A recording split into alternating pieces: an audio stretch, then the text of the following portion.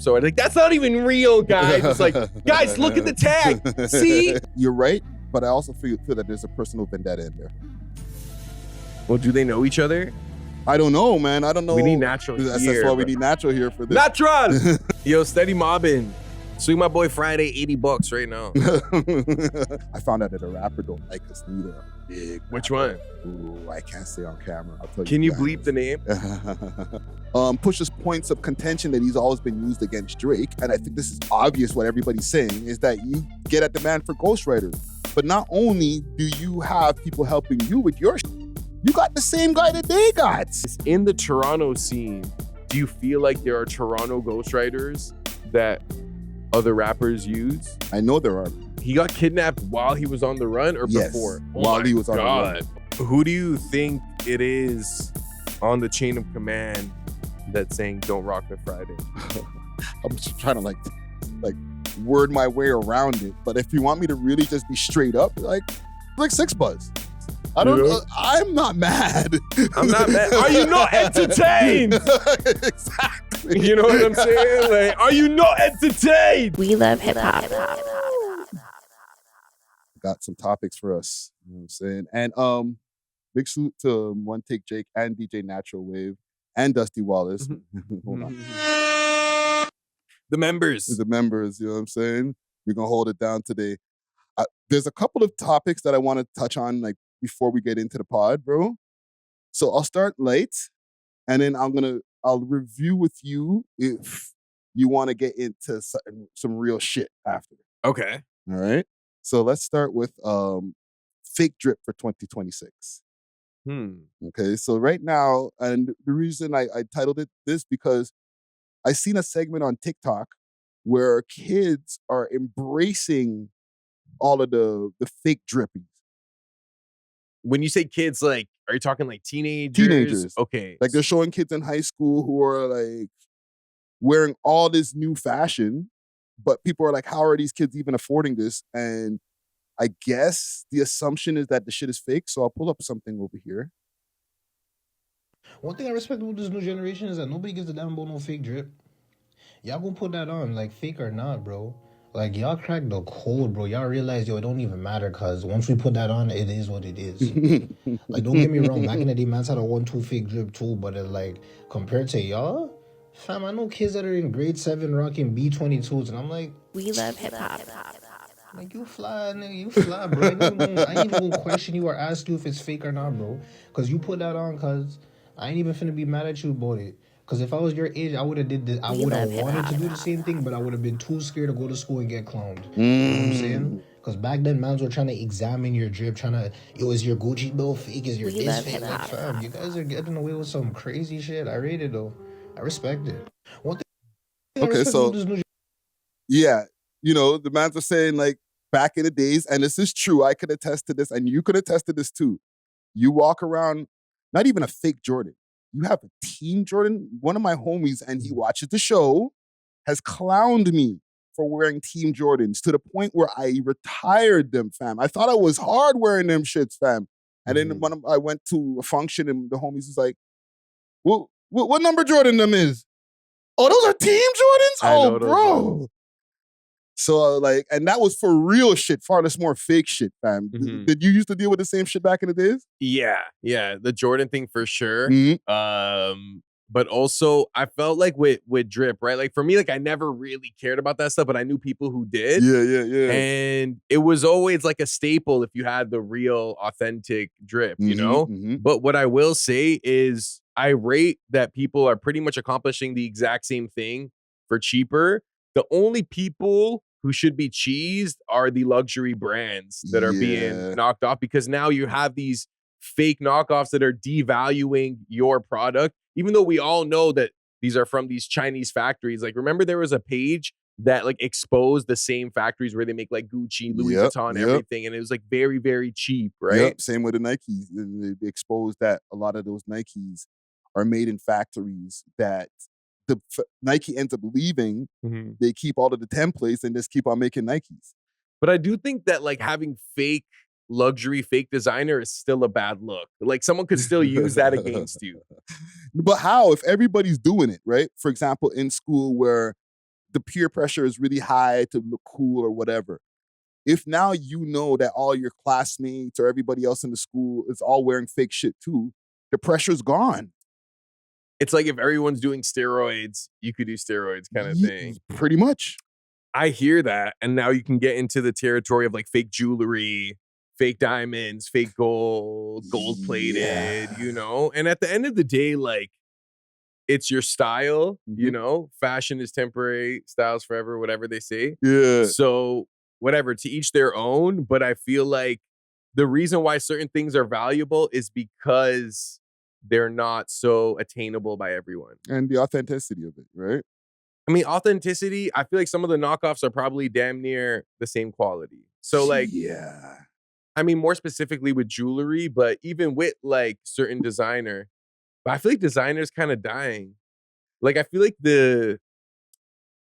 how do I explain? Like, the aesthetic now is more primarily based on like looking swaggy with like not unknown, but known unknown Yeah, things. like the streetwear that is like even on right the now. brink of like mainstream, but not mainstream yet, you know? Like track stars and all that type of, or Yeah. trap stars, I mean, and all those different things are more popping, and they have like a higher price point than what we used to pay for something that wasn't as well known back in the day. I wasn't even thinking trap stars. I was thinking more like, you know, those like random like Asian, like, you know, like how Japan is like very ahead of like fashion. I don't want to say they're ahead of hip hop fashion because I feel like they're catching up, but they're also like ahead in a lot of ways. They are ahead in a lot of ways because a lot of the times they'll have certain fashions or certain brands that end up in the States after, and they've been rocking it for like 5 years. Yeah, or a lot of rappers will go to Japan and kind of like, I don't want to say adapt the drip, but they'll come back with the Japanese swag. Yeah, they'll be like, oh shit, they have this color wave of Nike over here that's not available in America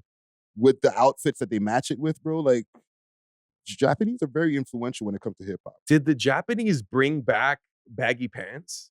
They might have still. Or are we thinking, is it K-pop? Like, is it Korean? Like, I'm not too sure about the Asian fashion trends, but like, who brought that back?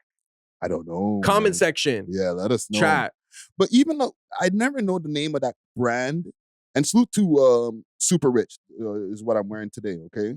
Right? They linked me up with this hoodie and this cap right here, right? Jeez. Right? Air horns for Super Rich, you know what I'm saying? But when it comes, what's that brand that has like, it looks like clouds or like flower prints or whatever? You can see it over here on the screen on the K Money video. He's wearing it. We went to jail for what is that? I couldn't tell you, bro. I'm not like a super fashion But guy. you've seen it before. Like mad niggas wear that shit, bro. That this brand with the cloud looking things on it. I'm an old head, so like I'm literally asking the question because I don't know, but I'm sure that shit right there, like a fit from that is like a $500. Yeah, I feel like that's where fashion is now, where it's like things you only if you know, you know. Like, yes, that might just look like a regular hoodie to the average person, but it's like, oh no, it's this, you know? Yeah, no, fam, I want one of those. Like, I want to fit with the like a navy blue or a black fit of that, but like I don't even know the name of it. And when I see it, I only see it on guys who are guys. You know what I'm saying? Yeah. Like mans who look like, okay, you usually only wear stuff because you got a certain amount of bread. Your jewelry is upward of $50,000, so I'm sure you're not going to be wearing some like $50 friggin' tracksuit. But how come like a rich white billionaire can get away with wearing a fit that costs like $1 bill max? And then like if you're a rich urban act, you're expected to be super dripped out. Well, is that a result of like the system, or is that like a cultural internal thing? It's a little bit of both, right? Like the common saying has always been, we came from nothing. So now that when we do have something, we got to kind of show it on the outside so people can see that like I got something now. But like the people that we're showing it to are pretty much each other. You know what I'm saying? Because when you assume, like, for example, like when mans are wearing chains and stuff like that, when you're around each other, like the hood and stuff like that, people are like, okay, he came up because he has these chains and these clothes. But if you go out into regular society, sometimes people might assume them chains are fake. Yeah, or certain rich people will be like, oh, that's like new money type of vibe. But I do think there is a historical link of external displays of wealth because if you're in a certain neighborhood, that's kind of the only way you're able to display your wealth is through your car or your clothes or your jewelry or, you know, so, or the clothes you wear. Yeah. That's why all of these youngins, and I'm glad that wearing fake clothes is okay. Because to be honest, if you're a 16-year-old kid trying to keep up with the Joneses type shit, right? But now it's gone from having the white tee from like back in my days, like, okay, you go buy a 3-pack of white tees and have some fresh Air Ones and you're lit. Okay, nice Yankee fitted, you know what I'm saying? And you're good. Or Blue Jays fitted and you're good. Now, bro, I gotta have the Louis belt and I gotta have the Montclair jacket and all that. By the time you finish your freaking whole fit, you're spending like 3-4 racks, bro. How could you afford it at 16? But I feel like 16-year-olds, obviously peer pressure is very real. Yes. Like, they're all fashion trends that we followed in high school, you know? In my high school time, we had the American Apparel hoodies. Remember the American Apparel hoodies with the strings? Yeah, and they had different like plain color palettes? Yo, that was rampant in my high school. I don't know why, but like every single person had one for like a few years. And you can get it in the mall. You can get it in the mall, and I went to a uniform school, so like they kind of allowed it, you know? But what I will say is that with the trends and stuff, that was within our range, within our budget. You know, if it's like $3,000, $5,000 stuff, bro, you don't need that at 16. Focus on developing yourself, like mentally, physically, build your body up. You know what I'm saying? You're only going to be 16 once, so take advantage of that testosterone that you're building. You could get so jacked at 16. You know what I'm saying? It's easier, you know? So like, I feel like if the people that I know today that like weren't really super cool in high school or didn't follow trends, they ended up turning out pretty good, you know? So I feel like you should always kind of march to the beat of your own drum. And if the trend in your high school is, yo, you have to have designer, or you have to wear this, that, bro, don't even follow that. Find the 1-2 people that you rock with, find some activities, you know, who go to the gym, you know what I'm saying? Get a shot tea. Like, you know, you could still have a good high school experience without being part of the crowd, but humans naturally, like, we feel good when our behavior is like synchronized with our fellow human, you know? Yeah, and you might have that aspirations. Okay, I don't want to just be cool with people or whatever. I want to be the top guy. I want to be the shit in my school. So to be that, you got to show it. Okay, but let's think about like, okay, let's say your high school time, right? Like, who was the apex type of student that was like the cool person? What was the archetype? Well, I'm a little bit different because I went to a high school with like a lot of like white people and stuff like that. Salute to Chambly County High. Like I was like one of maybe 5, 6 black people. Okay. Right? Which kind of explains a lot. Today, boom. Right? But at the same time, like the guys who were the top shatas were like white guys who were getting all of the rock and roll bitches and shit. You know what I'm saying? Were they athletes or were they just like? Not really the athletes. Like, to be honest, they were like older. Like, but they're in failures. high school. Though. Like, there was one guy who was like in high school and he had failed mad grades. And he was the guy? He was a guy, bro. Because like you're older, fam. Bro, the man had like 7 years there. Of course he's gonna be a guy. Yeah, you're bagging grade 7s because you're literally almost 15 years old, fam. Bagging grade 7s is crazy. No, because in high school over there, we don't have junior high and high school in Montreal. You start in grade 7 and you go all the way to grade 11, and that's the whole of high school. And then what's grade 12 and grade 13? There was no such thing? Is that like college prep? Yeah, it's like pre-college type shit. Oh, okay. Right? So I maybe I should have said that too, because we don't have that same system as in America or over here. We have like a weird system. That's weird. I prefer the grades 9 to 12. Yeah. But like this guy was in grade 7 and he was literally like 15 years old, fam. Like, bro, how many times did you fail grade 7? But Gamdom liked him because he was older. He was cool. He smoked cigarettes already. Probably had a whip. He probably was exactly, fam. And even when I was getting older in high school, it was more guys that weren't from my school that were the guys, like drug dealers that would drive to the school and pick up high school chicks. For us, I feel like it was a mix between like you had like the Bodman who were like doing their thing, but they were like more low key guys, and then like the franchise players, like the face people was like the hockey kids. So like, or like even the basketball kids, but like athletes as like a category. Yeah. And then you had like the crossover between like the hood and the athletes. Yes. You know what I'm saying? Yes. But you see the thing is with Canada, like we respect sports, obviously. We love sports here. But because the system of high school and college or university to like the majors is not as prevalent, I don't think like the high school, the athlete gets as much props as if he was like in like Nebraska or something. For sure. Like, because I think the glass ceiling is way higher in the States for high school athletes. Whereas with us, it's like, what are you going to do, bro? Like play at Seneca? Like hopefully, inshallah. You know what I'm become saying? part of the CBA. Inshallah. You know what I'm saying? Like, nice, still steady 50,000 a year or whatever. You know what I'm saying? You're going to end up at Brody League, bro. Like, I would just be real. But no, I'm playing. Like, pursue your hoop dreams. Yeah. But yeah, like, I feel like the high school athlete, though, in Canada still has the lore because, like, it means something to the school, to the local. Like we actually used to go to our schools like sports games. Like it was like a event, you know, you'd be like, it'd be the equivalent of turning up with like no alcohol, but you're just there with your homies. You're like being loud, you're cheering, you're talking ish, you're roasting. Like, did you guys have tailgate parties? Tailgate parties like in the parking lot with cars? Yes. No. This is what I'm talking about. That's what y'all were doing? No, like this is what happens in America. This is how much they for high school. For high school, college games. Yeah, like, it's like a population thing. Plus, they have a way better pool of athletes in general. But Canada's catching up, especially in basketball, low key. Yeah. No, people are like celebrities are pulling up to the games and shit like that. Like that's crazy, fam. But like, you know, just finishing up what we're saying here.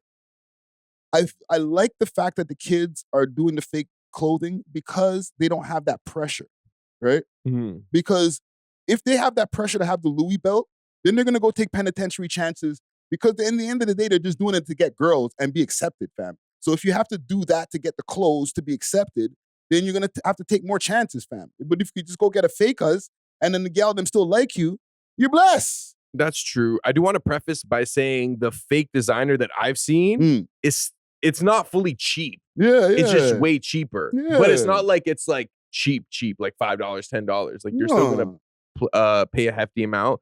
But I do agree with you. And what I do like is that this next generation has kind of removed the value from these ultra luxurious brands that every previous generation has held in high esteem. That don't want us to wear it anyway. Because they realize, yo, this is all being made in the same factory. This is exploitative. This is taking advantage of consumers because like the markup is crazy. And like all it is psychology. Obviously, there is like the visual aesthetic of whatever product, clothing, bag, like, oh, the checkers are sick, but it's the meaning we attach to it. Yes. And they're kind of like removing that meaning, or they're trying to like achieve that without giving the company their money. Yeah, I could go now tomorrow and wear a Balenciaga hoodie and you guys could just guess if it's real or fake. You're not going to be able to see through the screen, but assume that it's real.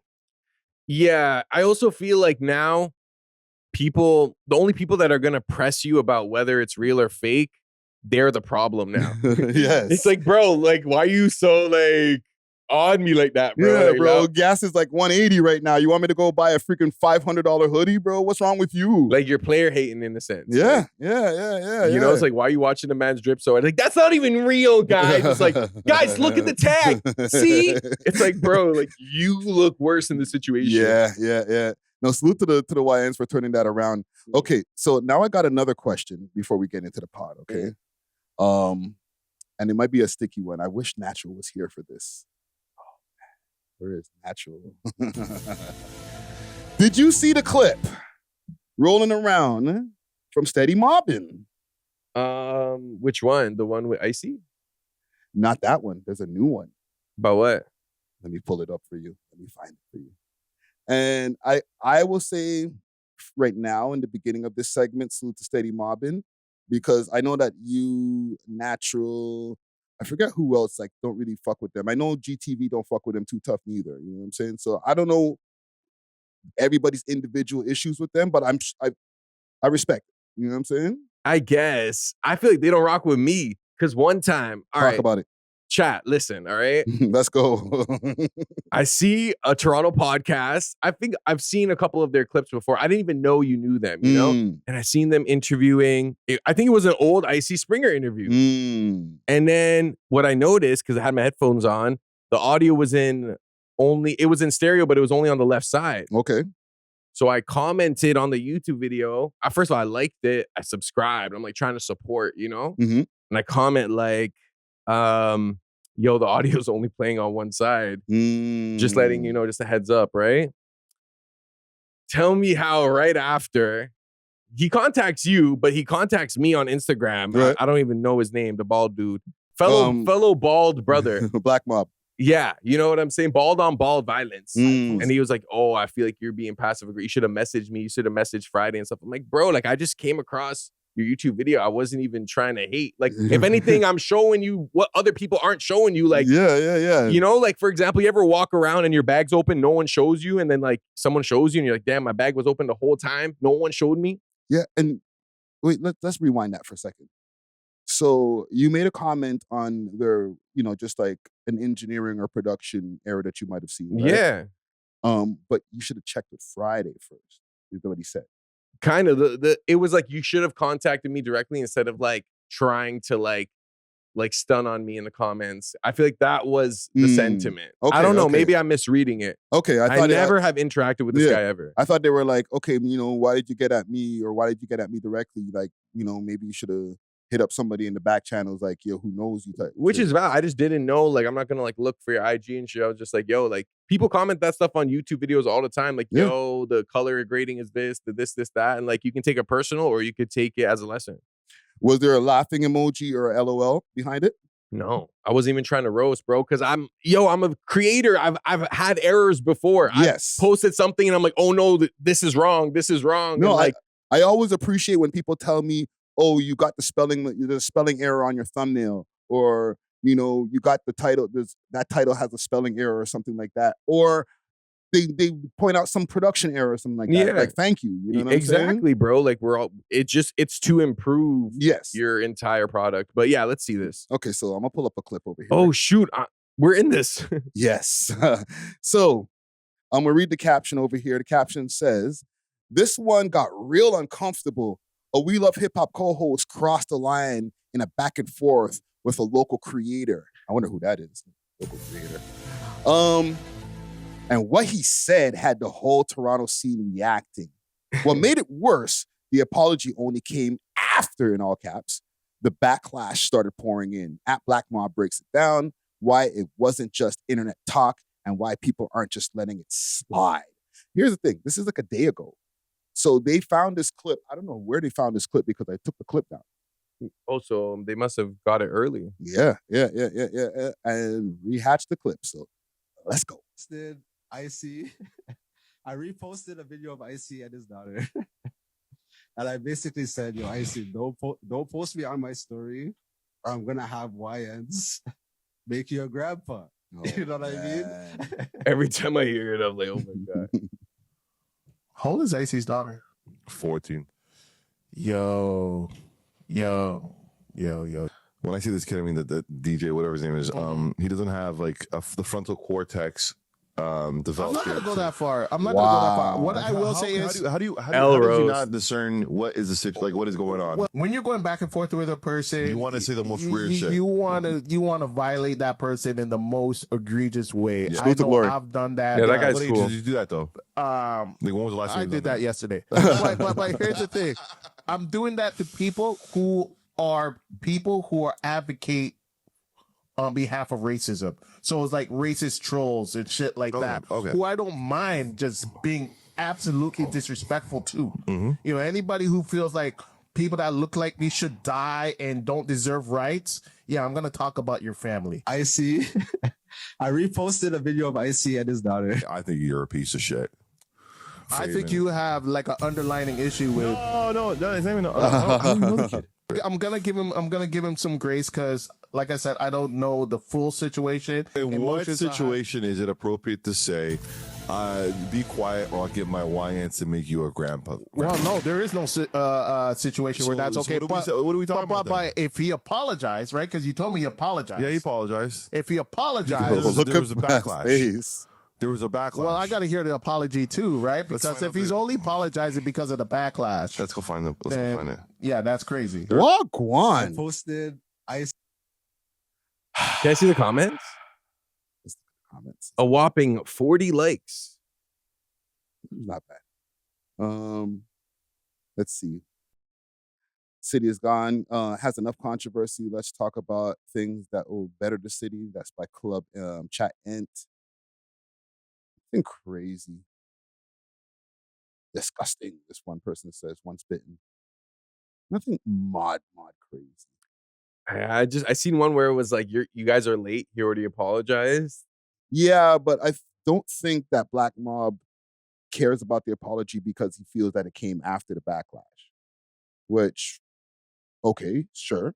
Yeah, that happens a lot. Yes. People, that actually usually what happens. Yes, you say something, you know, I've gone in many times and said crazy shit. People didn't like what I said. I apologize next time I get on camera. That's how you learn. Yeah. From the backlash. But I feel like, and listen, I'm not trying to defend and die on the hill of what Natural said, but I will say you guys don't need to be dying on the hill of Icy Springer defense, bro. Because if you go through the tapes and really, really go through the tapes of Icy Springer shit, and these guys watch their stuff. I see him in the live or Black Mob in the live sometimes. You will find somewhere where Icy has talked about somebody's youth or freaking talked about somebody's sexuality or something which is crazy. Mm-hmm. You know what I'm saying? Like below the belt. Yeah, but I guess in this situation, they're judging Natural. I just feel like it's very like easy content in terms of podcast takes. Yes. Like, because it's everyone thinks it's kind of outrageous, you know? Salute to Natural, though, that's my dog. And what I will say is it does seem like one of the guys, he's like, yo, I'm willing to give him grace, even though he acknowledged that, like, what he said. I rate that guy. You know what I'm saying? Salute to glory. Yeah. The other guy is like, I just feel like he has that low-hanging fruit, easy take mentality where it's like, no, this is bad. When could you say this when it's good? No, this guy's a piece of ish. His frontal cortex is not developed. All this stuff, right? Where it's just like easy, like agreeable, like people who hated what Natural said would be like, yes, yes, yes. They'll cheer him on for that. Yeah. But I don't feel like there's that much like thought in that because that's like the obvious take. You know what I'm saying? Yeah. Like everyone agrees that he shouldn't have said it. Even he agrees with that. I think that you're right, but I also feel that there's a personal vendetta in there. Well, do they know each other? I don't know, man. I don't know. We need Natural That's here. why we need Natural here for this. Natural! Imagine he just popped up. But like, I feel like even Glory was saying in this clip, like, yo, I think you might feel so. You have something personal with him. And he's like, no. What's right is right. But it's like, there might be something personal there, bro. You know what I'm saying? I mean, he's a podcaster like us. He's saying his take on a situation, you know? So it's like, I'm not gonna like say he doesn't have the right to do that. And if he just wants to double down, triple down on the same take said in different ways, then that's his MO. You know what I'm saying? Yes. But not to interrupt you, why bring up this video, which is like 2, maybe 3 weeks old, maybe longer now at this point. It's about 3 weeks old. They're trying to tear down our boy. Yes, but in proxy of trying to tear down our boy, there's a We Love Hip Hop watermark on that thing. All of us are sitting there together. Why not hit us up in the back channels and be like, yo, fam, I wasn't fucking with what your boy said, because I talked to Mob behind the scenes. He never hit me up and been like, yo, I ain't fucking with what Natural said. You waited till you got on the pod a month later to shit on the man then. Well, I don't think it's his hate for what Natural said is going to lead to anything where they have to fight or No, like where you have to like be in the middle. Yeah. So like he's not going to message you on the back and be like, yo, your boy Natural, you better check it. Like he's not going to say that, but it's content and they had Icy, so it's relevant content. So actually I get it. You know what I'm saying? I'm not going to lie. Like I get it, especially on a local scene. Shout out ChatGPT for that description on their IG post. And quick correction also, that post, it's not from the clip from our YouTube or anything like that. They're taking the IG from, I think it was IC who posted it or something like that. Maybe from his story or something. No. His post. Remember the post? You see Natural there in the post, like yeah. in Jamaica or wherever he was. Yeah. So that was from his page. That was from IC's page. Yeah, I don't know. Yo, steady mobbing. What's going on? Yeah, fam. Why do you guys hate us? Yeah, they've been on We Love Hip Hop before. So I don't know, bro. You've done interviews with them? Multiple interviews. And I'll say, and so I'm not gonna take no shots because they're my peoples. But I've pulled up multiple times for free. While like these guys, there's people who are kicking their back in that they put money in their pocket, bro. Or they be paying guests? Fam, the thing is, I don't know if that was supposed to be a secret, but the people who they paid have gone around and talked about it in other places. Like, yo, that man's paid me, da-da-da-da. So niggas ain't even showing you guys the respect like that, bro. You know, that you actually put money in their pocket or sent them ENTs or whatever. And a nigga like me has pulled up on the strength multiple times, maybe like 3 times, fam. Not even like gas money. Holy. Yo, steady mobbing. Swing my boy Friday $80 right now. Yeah, you could use the EMT. It's a public email. I'm playing. I'm playing. Okay, let's get to it, man. Salute to steady mobbing. Again, like it's all love, but like I don't know I understand that people have issues with Natural and some of the takes that he makes, right? Especially that one that was like one of the wildest takes. But I feel like that vendetta or issue, I don't want to call it vendetta, an issue came before that kid take. We'd have to ask Natural about the lore. Not just with steady mobbing. I feel like even some of these other people who have been like, oh, what's up with that youth? Yo, walk on with the youth there with the classes. It's like, it's not just the icy thing, bro. That was the icing on the cake, no pun intended. But there's been many other takes that mans are like, yo, well, go on. People hit me behind the scenes too, bro. Yeah, no, for sure. And I feel like Natural is like a polarizing figure. So he has people that love him and has people that hate him, you know? And I feel like I can relate. You know what I'm saying? And first he was like guest co-hosting. Yeah, then when he yeah. came as a regular, he started to stir up the madness, you know? Like he started to stir it up. I'm not gonna lie, bro. I'm not gonna lie. I'm like, bro, it's aggressive, you know what I'm saying? But Nice. he took his moment and he made like a big effect. Like Yes. there's so many conversations and different content that has been made from just stuff Natural has said. Yes. I don't know. I'm not mad. I'm not mad. Are you not entertained? Exactly. You know what I'm saying? Like, are you not entertained? Straight up, man. It just, I think people are, I don't want to say people are too sensitive, but I feel like they're a little bit too sensitive. No, but the thing is, fam, like, people have the right to hate on someone the same way they have the right to love. You know what I'm saying? Like, to be a fan. So it's like, that just comes with the game. And it's even better when the haters are vocal, low key. Yeah. It helps with engagement, right? So it's like, we're not mad, bro. Big up Natural. Big up Natural. Because at the end of the day, and we'll close with this, like, it's not the audience who hates it. It's the people who are not like part of our main audience. Like, the people who might be a guest or somebody. It's like our cohorts. Like, it's like somewhat like not coworkers, but like fellow people in the space. Rappers. I found out that a rapper don't like us neither. A big Which rapper. one? Ooh, I can't say on camera. I'll tell you. Can you bleep the name?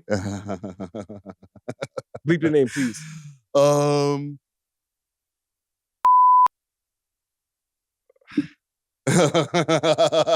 I was meant to tell you behind the scenes.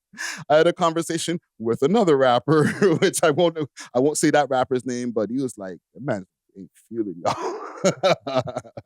I don't want to say anything that'll relate this back for the audience to know who it is, but I could have told you that, bro. I've been known that.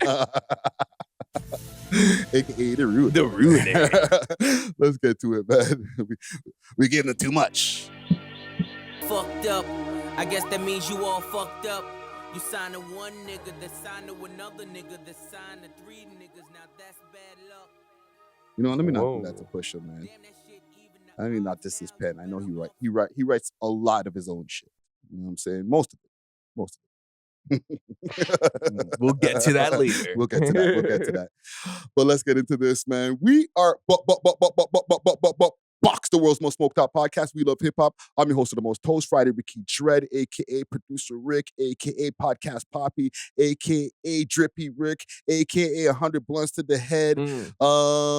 Yeah, man, no more AKAs. We back at it. We love hip hop studios, episode 675. We got back in the building. The Turkish Thrill. Turkey up. You with the turkey jersey Come on. You know World what I'm Cup. saying? What?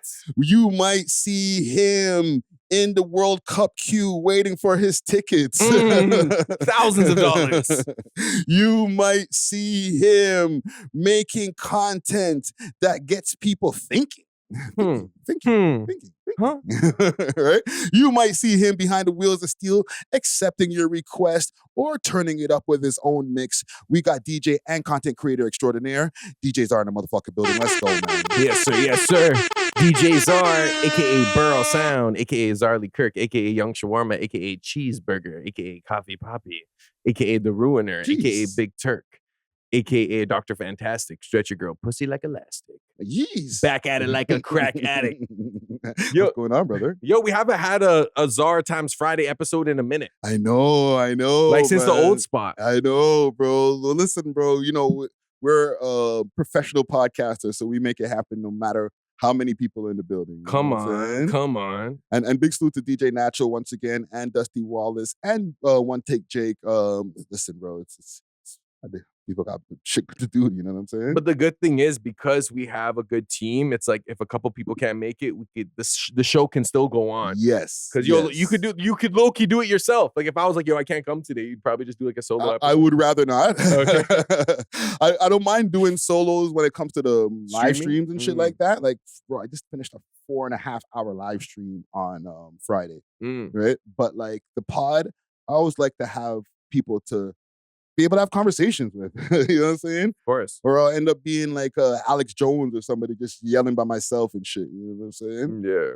But welcome back.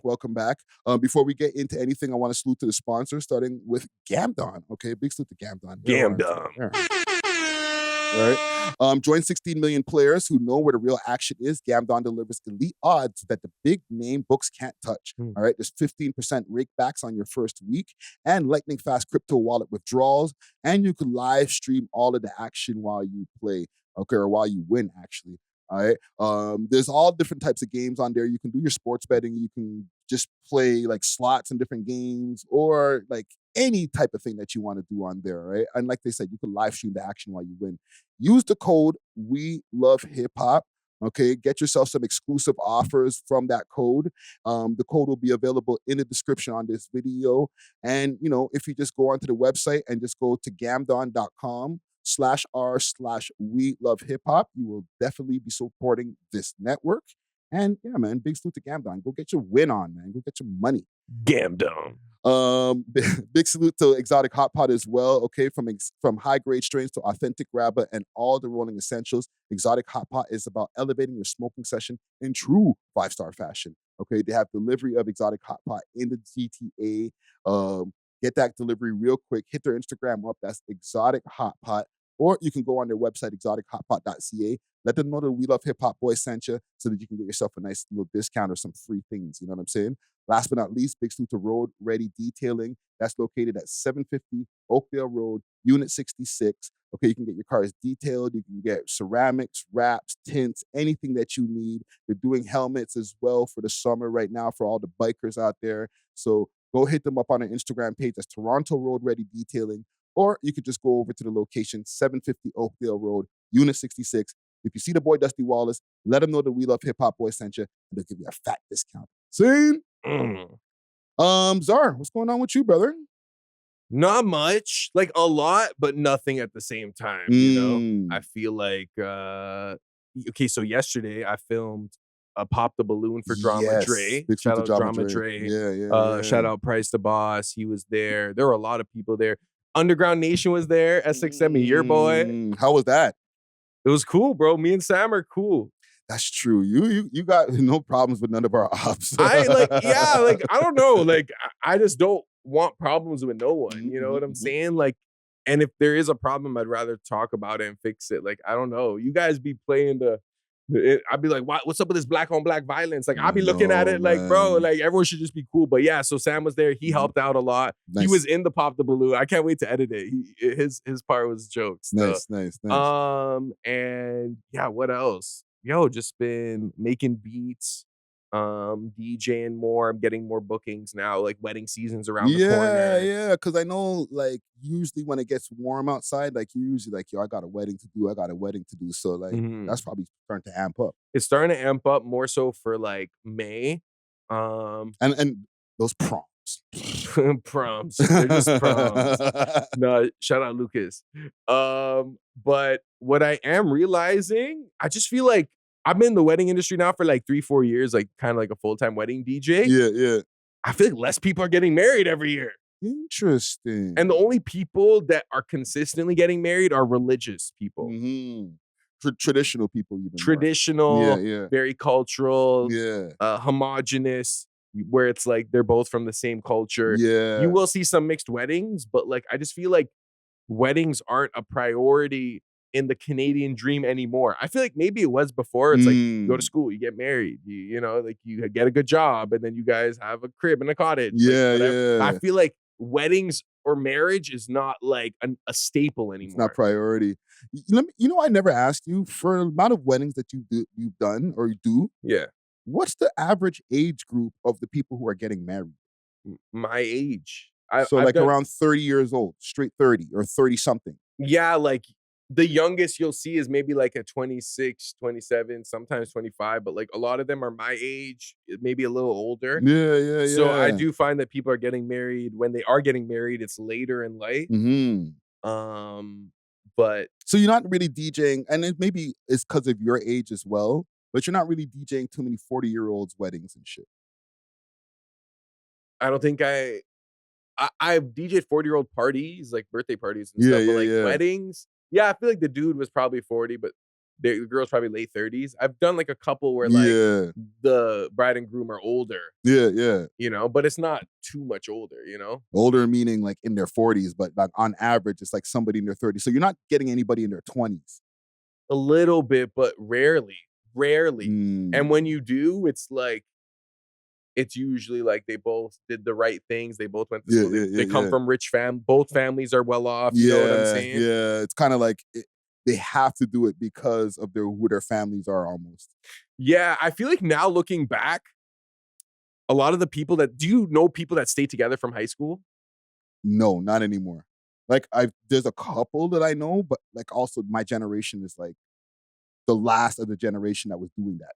Chat, comment down below if you know a couple, because I know like a bunch of couples that met at my high school and like end up getting married and having kids. Really? Yeah, because high school is like probably the time where like everyone's on the most equal playing field. Yeah. And then like if you lock a girl in and like that's just your only shotty ever, and like she's your, you know what I'm saying? Yeah. Like, you guys also, it might not be my generation, it might be y'all generation that is the last of that generation that's actually doing that. You know what I'm saying? Anything past that, there's so much distractions in the world. There's so much different. To be honest, it's probably way easier to get pussy these days, or it's cheaper. But this is where we need religion. And big up Islam. I know a lot of our audience thinks I'm Islamophobic or anti-Islam. Bro, Islam incentivizes marriage in a very strong way. Yeah. Obviously, there are cultural elements, and sometimes you'll have like arranged marriages here where it's like, okay, both the kids, like they grew up here, you know what I'm saying? But like they're kind of putting on a front for their family's sake, for their culture's sake, but then they get divorced like within a couple months because they weren't compatible. Yeah. But it does incentivize young people to get married to avoid fornication and lust and like all the other things that can come with that type of behavior. Yeah, and those things are distractions, bro. So it might be beneficial to like lock in earlier or lock in, period. You know what I'm saying? I think it is. I think it is beneficial to lock in early for men. Yeah. And probably women too. Not too early, because you got to experience some pom-pom still. But this is coming from somebody who's I've had relationship issues over the years, but but welcome back. Yeah, how you been?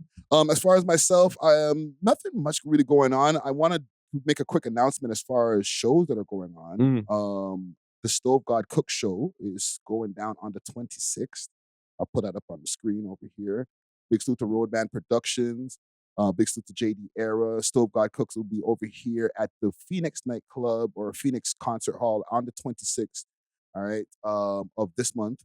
All right, that's 410 Sherburne Street for the people who are outside of Toronto. Opening for him will be Don Q. There's other people who are opening that I'm seeing right now.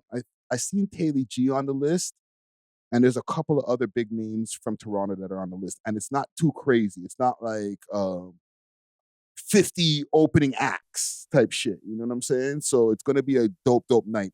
Music by DJ Law, and it will be hosted by your boy Friday Ricky Trey. You know what I'm saying? So pull up on the 26th. It will be crazy. Big salute to Stove God Cooks. And we're about to hit 50,000 subscribers also. Oh! Right, we're at around 49,400 and change. So anybody who's watching this who's not subscribed, hit that subscribe button. That will definitely help us get to our goal of 50,000 subs. Here, right? Where would it be? Somewhere around there. Down there. Somewhere around there. And also hit the like. Okay, just quick fast. Hit the like button. But also, if you're watching on your mobile, once you hit that like button, something called a hype is gonna pop up on right after. Yeah, that. hype it up. Right, hype up the video. That really helps all creators really push up in the algorithm, but especially like the smaller creators. It helps to push us up in the algorithm, put us up in front of different audiences and stuff like that. And you know, you could be here from the ground level that I was one of the first 50,000 before they got 1 million subscribers. You know what I mean? You could help with that goal, right? Hype it up, boys. Yeah, but salute to the audience out there. I was playing some Pusha T in the beginning of the pod for a reason. Okay? What happened now? Apparently Pusha T got caught. This episode is sponsored by Gamdom. Join 60 million players who know where the real action is.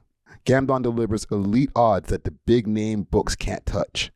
15% instant rakebacks on your first week, lightning fast crypto wallet withdrawals, and you could live stream the action while you win. Right now, you can use the code welovehiphop at gamdom.com/r/welovehiphop to start earning free rewards. Again, that's gamdom.com/r/welovehiphop and start winning. Big salute to the sponsors. Cheer! There's some ghostwriting references that are popping up that they're saying Quentin Miller has helped him over the last, let's say, I don't know, maybe 5 years or so, or maybe longer. It was around the time after Drake got caught with his hand in the cookie jar type shit.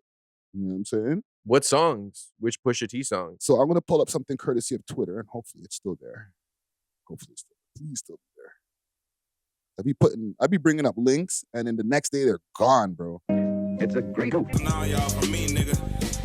Checks in the lobby, checks in the lobby, checks in the lobby. Squad in the lobby. Let's go, Quentin. Ghost writing. Spirit of Marshawn, the beast in me. Saucing all y'all from me, niggas. Checks in the lobby, checks in the lobby, checks in the lobby. Squad in the lobby, squad at the bar, pouring drinks on the body. These ain't hoop dreams. Who don't want the Quentin Miller reference track number 2. Bodman. Take your time to rewind Multiple this. tracks. Knew that I would be what I became when I grew up. It's a shame my mama raised me. Mixed feelings for a rich nigga. Money can't fix what's in him. He just What you gonna do? What you gonna do when they come for you? Big QM. Out of my watch, checking time on my phone. Sending shooters through an app, man. Damn, that's a bad We can man. tell that you knew the money. Too much Ghost writing. tickets to mixed feelings for a rich nigga. Money can't fix what's in him. He just a. What you gonna do? What you gonna do when they come for you? Presidential watch, checking time on my phone, sending shooters through an app. Wow. Do I need to play more? There's only 2. That's 2. There's like 3, 4 of them that they have. I'm like curious to hear the rest of them, but I know for the pod's sake, like we don't need to get into the specific individual ones, but wow. Yep. I'm shocked. Yeah, especially since like, you know, one of Pusha's points of contention that he's always been used against Drake, and I think this is obvious what everybody's saying, is that you get at the man for ghostwriters. But not only do you have people helping you with your shit, you got the same guy that they got. The same guy you're dissing Drake about like doesn't make sense. Didn't he mention him by name? Like during the Pusha T Drake feud? Like he mentioned No, before that, I feel like he might have mentioned him when he got at him on Infrared.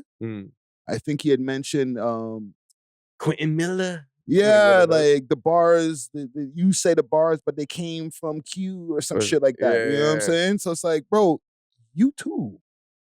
Yeah, that's a crazy plot twist. No pun intended, but Yeah. plot twist. Like, how does Pusha even respond to these allegations? You know what? That's a good question. I want to Has he said anything? This is yesterday or Saturday night when I was pulling up this information. Because while I was getting ready for the pod, I had a whole bunch of other topics, and I sent you guys the topics in the group chat, right? But that wasn't in the list. Yeah, you sent that separate. I sent that separate because I was like, what's this? The pod gods, you know what I'm saying? So I need to check that to see if Pusha has responded to this. Yo, Quentin Miller's pretty talented though when you think about the pen game, because like the delivery and the way he wrote it was like perfect for Pusha T's delivery. Right now I'm looking on Twitter and I don't see anything from Pusha T as far as like a response. Right? Like no tweets from Pusha, no laughing emojis, no cap emojis. He's gonna just have to ignore it, allege AI, but oh, come on, bro. You can't do that, fam. It's a lane. It's a route. Listen, the stuff that I played in the beginning, and the YouTube audience won't be able to know what I played, but I was playing like let me pull up the list, my playlist. I played Serenity in the beginning. That was off of his first solo album. I played Numbers on the Board, which is also off of his first solo album. And I played Exodus. Now, I ain't gonna be like, oh, Quentin Miller and all these, you must have had ghostwriters the whole time. It's the same thing with Drake. Like, bro, of course you write your own shit. Quentin Miller, you don't have ghostwriters just hiding all over the place, fam. But okay, here's my question. Like, I can understand using a ghostwriter for like a smash hit, but a random cut on an album, why wouldn't you just write it yourself? Like, it would probably get the same reception because of, you know, how you can deliver it to people, your range or whatever. Like, yeah, but why would you even need a ghostwriter for that? You're assuming that these are just like random cuts on the album. These are songs that they might be trying to get hits off of. And they just missed? Yeah. Like, we need a hit, fam. Like, we're prominent artists. People know who we are, but we ain't got what Drake got. Drake's, every time he gets in the studio, hits come out of there. We need that too. I get it. I just feel like, how do I explain it? Do you feel like rappers should use ghostwriters or songwriters sparingly or never at all? I think more rappers are using writers or assistants, like everybody's getting like the ones who are in the upper echelon are using ghostwriters more than we know, bro. We only know about Drake. But at that same time, when all that shit got exposed, it got exposed years later that Nicki Minaj and Meek Mill were pressuring Quentin Miller again, to write for them. And they were cheesed that he wouldn't, and that's why he got into the situation with them. Wow. He said that in a Rory and Mal interview. So ghostwriters are extremely valuable still. Even with ChatGPT, even with all the individual artists that can write their own songs. You can't ChatGPT swag or style, bro. And the thing is, with the songs that Quentin is like penned for these guys or the ideas that he's given them, like, they might not use his lyrics, but they're definitely using the idea and the flow. So they're like, that's a great idea. I wouldn't have done that on this beat. I either am too old or like my brain didn't go there. I just went lyrical, like, you know what I'm saying? Yeah, because I feel like if you're a professional artist, at one point it becomes about efficiency and like work rate. Yes. You got to put out as much music as you can. So if you want to lessen that process or optimize it, you're going to have a bunch of people working under you, whether it's a team of producers, team of songwriters. Usually it's like, I feel like the producers also kind of songwrite, or like, I had this idea for a hook. If you said this, all you got to do is say this. So it makes the artist's job easier. Artists just got to show up, swag out, boom, boom, say what we wrote for you. Okay, we're going to mix it and make it sound good. The thing is, it's been shown over the years, guys like Pharrell, Kanye, they have actual like footage of them in the studio with guys supplying the hook and the beats. Like, here's the idea. This is the direction you should go with this song. But in the verses themselves, obviously Jay-Z goes in the booth, does his own verses. Here's the thing though. You might go in and do those verses and it don't fit. You know what I'm saying? Like you rapped well, the lyrics are good, but you might need to swag it out a little bit more. And then Quentin sitting in the corner like, yo, why don't you try, approach the beat like this? And you're like, you know what? That's a better idea than what I came up with. I just bodied the beats. Yeah. Because we're not talking about guys who are not lyricists. We're talking about lyricists who are getting ghostwriters. So maybe it's not that they can't write the rap themselves, but they're going to rapidy rap the whole shit down. It's like they're too lyrical. Yes. So like, let me get somebody who's like shows me how to like give the beat a little bit more breathing room. I hear that. And I feel like Quentin Miller kind of knows about like spacing. Yes. I feel like that's a big thing with him is spacing. 10 bands, 100 bands. And like, it's swagging, fam. Like you can repeat it. Like you don't need rapidy raps on all those things. And all these guys who we're talking about rap their asses off when they want to. Yeah, but Pusha T was never known as like the hit maker. That too, fam. So it's like, if I'm always making these songs, everybody rates me for my raps, but I can't make hits, then who the fuck am I gonna call? Quentin Miller. That's probably why he did it. It was like, bro, whatever I'm doing, like I have my niche audience, but like I'm trying to expand. So like I gotta go to the hit maker himself. So does that okay, no, you go. Does that mean Quentin Miller is still employed as a ghostwriter, or do you feel like he's blackballed? What? He just wrote on friggin' whatchamacallit, Bully. He's on Bully. Which song? I don't know exactly which songs, but like he helped write some of those songs for Kanye.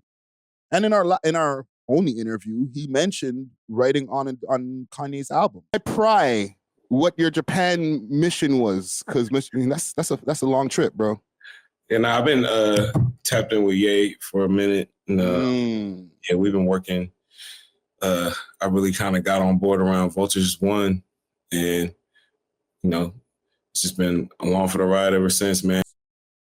That's impressive, man. He came like from Japan before he did our interview and shit. Like the man be moving around, bro. People still work with Quentin Miller to this day, bro.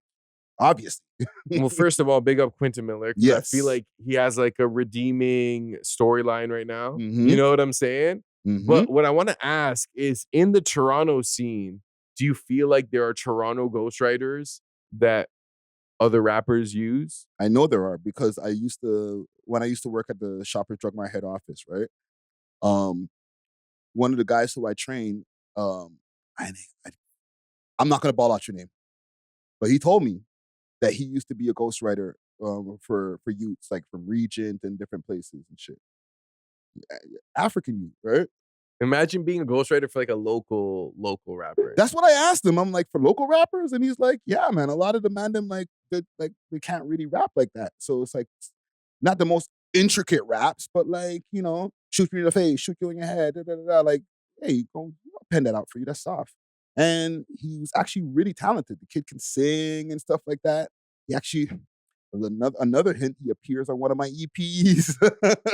But the man told me he was ghostwriting for Mans in the Hood, bro. I was very surprised. Interesting. Yeah. Shout out to ghostwriters, man. No, fam, they're needed in the game, bro. Salute to Quentin Miller, bro. He's gonna see this clip. Okay, for me, I'm cool with ghostwriters as long as you're willing to exit the conversation of being a great MC.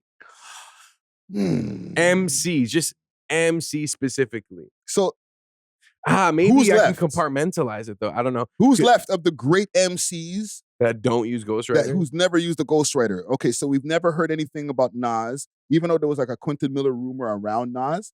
He cleaned that up. Jay-Z and Nas are like, I think, the only two that have no strikes on their record. I know Natural's, quote unquote. Natural's gonna be here like Kendrick.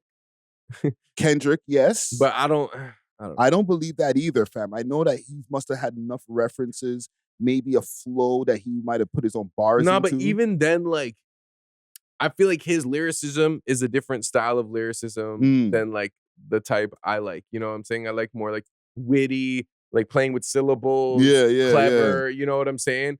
So like someone like Fabulous or like Papoose or like Redman, like I don't think those guys use ghostwriters. If anything, those guys probably ghostwrite for other people. Yes. I don't see those guys doing it. And the thing is, the level of success that they've attained, I don't think that it's necessary. I think once you reach a certain point, you kind of need it to keep up to where like you could keep on the charts. If I want to stay in the top 50 Billboard charts, I need some people, some songwriters in the background helping me make these hits, bro. Okay, so let's localize this conversation. Someone like Casper. Up until this point, he writes his lyrics. You know what I'm saying? Presumably. Yes. Now he's signed. So now they might put him through a system, the formula, and they might say, hey, Casper, we got this song for you. One of our best songwriters or ghostwriters that writes for Bieber, writes for these guys, he made it, right? Yeah. So do you feel like in that situation, you should just do the song, or should you stay authentic and be like, nah, like my fans are going to know it's not me. Like this isn't me. No. I think Casper, for the type of rapper that he is, should do it. He could pull it. Yeah, because with all due respect, they're not going to Casper for the lyricism. They're going, even though he is the lyricist, they're going for the vibe. The melody. Yeah, the melodies and flows, shit like that. Yeah. So if somebody's helping you with your melodies, ain't nobody ever had a problem with that.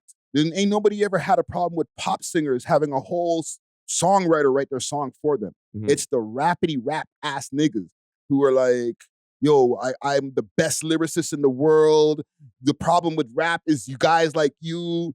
If somebody else is writing that shit for you, then it's like, bro, you need to shut the fuck up. But that's just like the mad rapper complex that like all of us have embodied at one point in our lives. Like I was like that too, where I was like, look at these using ghostwriters. They could never out lyric me. You know what I'm saying? Yeah. And it's just like, because you have this like superiority complex that like what I'm doing is so mechanical and mathematical and formulaic and fundamental and hip hop and conscious that like it's so above everything. Like yeah, but it's also goes to the I'm the top rapper. If you say I'm the top rapper, like Jay, how Drake has claimed, how J. Cole likes to claim, now people are gonna be like, did somebody write your shit for you? You can't claim that. But I feel like once you make it, because my question is, let's say like you make it as a rapper. Do you almost have a responsibility to maximize your reign in the industry by utilizing the resources like a ghostwriter? Yes. Like, or do you stick to your craft and be like, I would never let someone write for me. This is my story. Or do you remove yourself from your ego and be like, you know what? Like, maybe if I use a ghostwriter, I'll have a hit record that will make me generational wealth. I think these guys are already doing the happy medium where, yes, they have people provide them with ideas like we just heard here, flows, different things like that. But and I might even use one part of the bar or a couple of those bars, but I'm not going to do my whole verse is your lyrics. I'm just going to use the flow that you gave me right there. To be honest, bro, I like as an engineer, as a producer, I feel like the vibe when you have an artist who's willing to do a song that they didn't necessarily write, that openness, that freedom, it gives you a lot of creativity and like a good musical product or content at the end of the day. Like, it's the artists that are like so selfish that they're like, nah, let me write it. And then they'll write something that's worse. Exactly. And it's like, bro, we're all here trying to make the best record possible. We're not trying to make you look bad, or this is like, this will make you look better if you just trust. And that's when you have trust in your team and you're like, you know what? They told me to say it like this. I'm going to say it like this. And it worked, you know? Yes, fam. I think the ones who are like opposed to that, I think that collaborating, like how Drake tried to put it when he was explaining it, is more healthy than it is harmful to quote unquote hip hop culture. You know what I'm saying? Because one, you're not being selfish and hogging up all of this creative time and money and everything to yourself. You're like, all right, I can incorporate people, give jobs and stuff like that, and put money in other people's pockets to make this billion-dollar product that we're creating here. You know, come on, fam. I think that's a healthy thing, bro. No, yeah. It's. I feel like we've had this conversation before because it does benefit Drake to employ someone like a Quentin Miller because you're going to make a good song at the end of the day. Yes. That's going to, reward you back. Yeah. Right. So it's like, I feel like a part of that, it's selfless though, in a way, because it's like, I don't have to be the sole guy. He will get all the credit. So maybe that plays into the ego aspect, but it's also like, I can't do it on my own. Yes. And I feel like realizing that is the first step of being a boss, because now you have to build a team and you have to have like a network. Yes. You have to trust people. You have to have people that you're like, you know what? I might not be the best producer. You're the producer guy. You know what I'm saying? Like, I feel like technically, somebody like Kanye can claim that they've helped ghostwrite for Jay-Z. Maybe not wrote his lyrics for him, but they're like, yo, we pretty much gave you the whole idea for the song. You know what I'm saying? So listen, man, again, I don't think that we beat up on Pusha T. You know what I'm saying? Like, fuck, you got caught, bro. Just keep it real. You know what I'm saying? Like, all of these guys need to maybe come out and start saying, you know what? I got a little bit of help with my shit too. I wonder how the internet will react now. Because, like, we're accepting fake drip, right? We're accepting fake drip, and it's better to admit it than to get caught. Yeah. Especially if you like to take shots at other mans. Like, yo, you're dissing niggas all the time, and now you got caught with a ghostwriter. Doing the exact same thing. Yes. That's what makes it worse. It's the hypocrisy. Yes. Yeah. If you would have been better off saying, you know what? Sometimes I use Quentin too, but not as much as you, nigga. Yeah. You know what I'm saying? Like, even I hit up Quentin. Yeah. Yeah. But salute to Quentin Miller. That's who I'm going to salute in this one, man. He's been catching the W's low key out of all of these stories. Quick fast before we go to our next segment. I just want to do we can get it to our next segment before our camera switch over. I wanted to talk about some of these Toronto rap songs that have come out lately, right? And how we're getting closer to the summertime, right? I know as the summertime proceeds or we get closer to it, it gets hotter in the streets too. And mans are releasing songs over the years that heat up the streets when they release them, right? So for example, I'll give you one quick example first. Young Driller, he released a song where he was getting at K2. He showed, and I don't know how much of this I can show on the screen, but like he showed part in the video where the man's kidnapped and shit. I can go GG or the Hellcat. That boy baby, felt that. Now he a trophy, show that. Karma's a bitch, no they felt that. Stop a nigga head, now got blood on my riff raps. Left a nigga head on the curb about 10 years ago and they still ain't get back.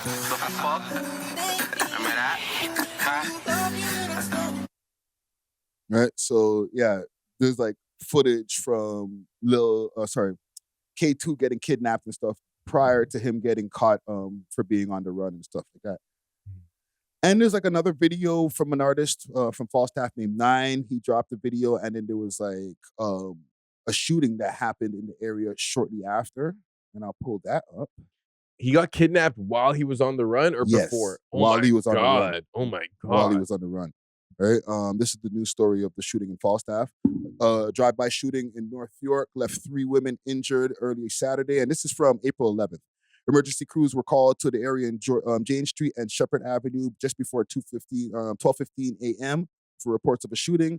According to investigators, 2 unknown male suspects in a vehicle shot towards the women who were in separate cars. Police say 3 victims, all in their 20s, sustained non-life-threatening injuries and drove themselves to hospital. 2 women were injured by the gunfire, and others sustained injuries from broken glass in the vehicle. The reason I'm bringing up all of these different things is, one, have Toronto rappers stopped caring about like the authorities? Like, we're in 2026, fam. We've well established that the police know all of the slang, they study the tunes, they watch the comments, and there's repercussions that are happening. Like, mans are showing kidnappings, doing whatever in their songs, fam. Like, well, go on, fam. Like, do people just not give a fuck? How do I explain this? Like, if you want to do it, you're not going to care about the potential consequences. Even if you're unaware or aware, it's like whatever, if you've committed to doing this act, you don't care, bro. You know, like, obviously, like, it's not like they're going to be like, oh, I could go to jail for this. Let me not. Like, you know, like, bro, that's not how they're thinking. Yeah, but fam, like, I don't like jail. I don't think anybody does, bro. And I feel like, and I'm not trying to wish jail on demand them, but it's like, you guys are taking wild chances. And these are just 2 examples I just mentioned now. There's been multiple examples over the last, especially like the last year, 6 months, like, where guys are going extra hard in the paint at their ops or whatever. And I'm like, nigga, like everybody can hear you. Yeah, I mean, the ops stuff online, like that could be, engagement farming, like that could be a lot of different stuff. But what I have realized, like growing up, I guess in the inner city, whatever, like certain communities, certain ends, they like romanticize jail. It's almost like a rite of passage. Like somehow in different ways it turns you from a boy to a man in like some mentalities. Yeah. So, and I also feel like it earns you respect if you're from a particular world.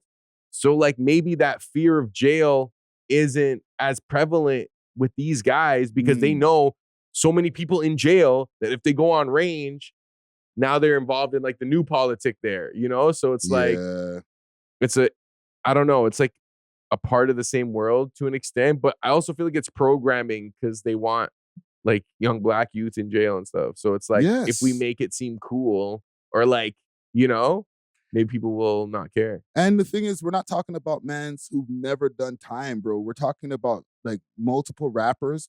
All of the rappers who we've talked about or we talk about have done time. So when they go crazy in these raps and they're like, you, this block, this person, they're showing like, the man showed like a kidnapping in the music video, fam. Like, you're risking going to jail for longer than you went the last time. They don't just keep you the same amount of time or like every time you go away, it makes your next sentence longer, fam. So I can understand what your first thing is, the rite of passage, not cool, but understood. But after that, fam, it's like, bro, I'm trying to stay out because I know I'm going to be gone for long for like the smallest shit. Okay, but let's say like, this is all you know. Like, the lifestyle, the mannerisms, the behavior, like this is all you know. So you come out of jail right back into the exact same environment you were in before. Yeah, you're gonna probably revert to your old self, or at least like some elements, right? Yeah. I really think your environment is super indicative of what type of behaviors you exhibit. Because if you ever travel by yourself, that's when you know who you really are. When you travel by yourself, and like you don't have the comfort of your home, your crib, your habits. You're like, okay, what are the essential things that like I want to do? So I feel like you need to have that. You know what? You made a great point right there with the travel by yourself stuff because I'm a lone traveler, right? As far as like where I live here in Toronto. When I moved here by myself and tried to figure it out and whatever and live here. You know what I'm saying? But I never even realized until even what you're saying that going somewhere by yourself is one thing, traveling by yourself. But like if you go travel somewhere and you move to somewhere else, you really get to discover like what makes you tick. Yeah, exactly. Because you don't have the tie of the environment that you grew up in. Yes. So it's like you were in Montreal, like Montreal in a way determined who you were because we're a product of our environment. But now you go to Toronto, now it's like you have the Montreal Friday self and now the Toronto environment, and now you're navigating that. And from that, you're going to figure out, okay, like this is the medium. This is who I am.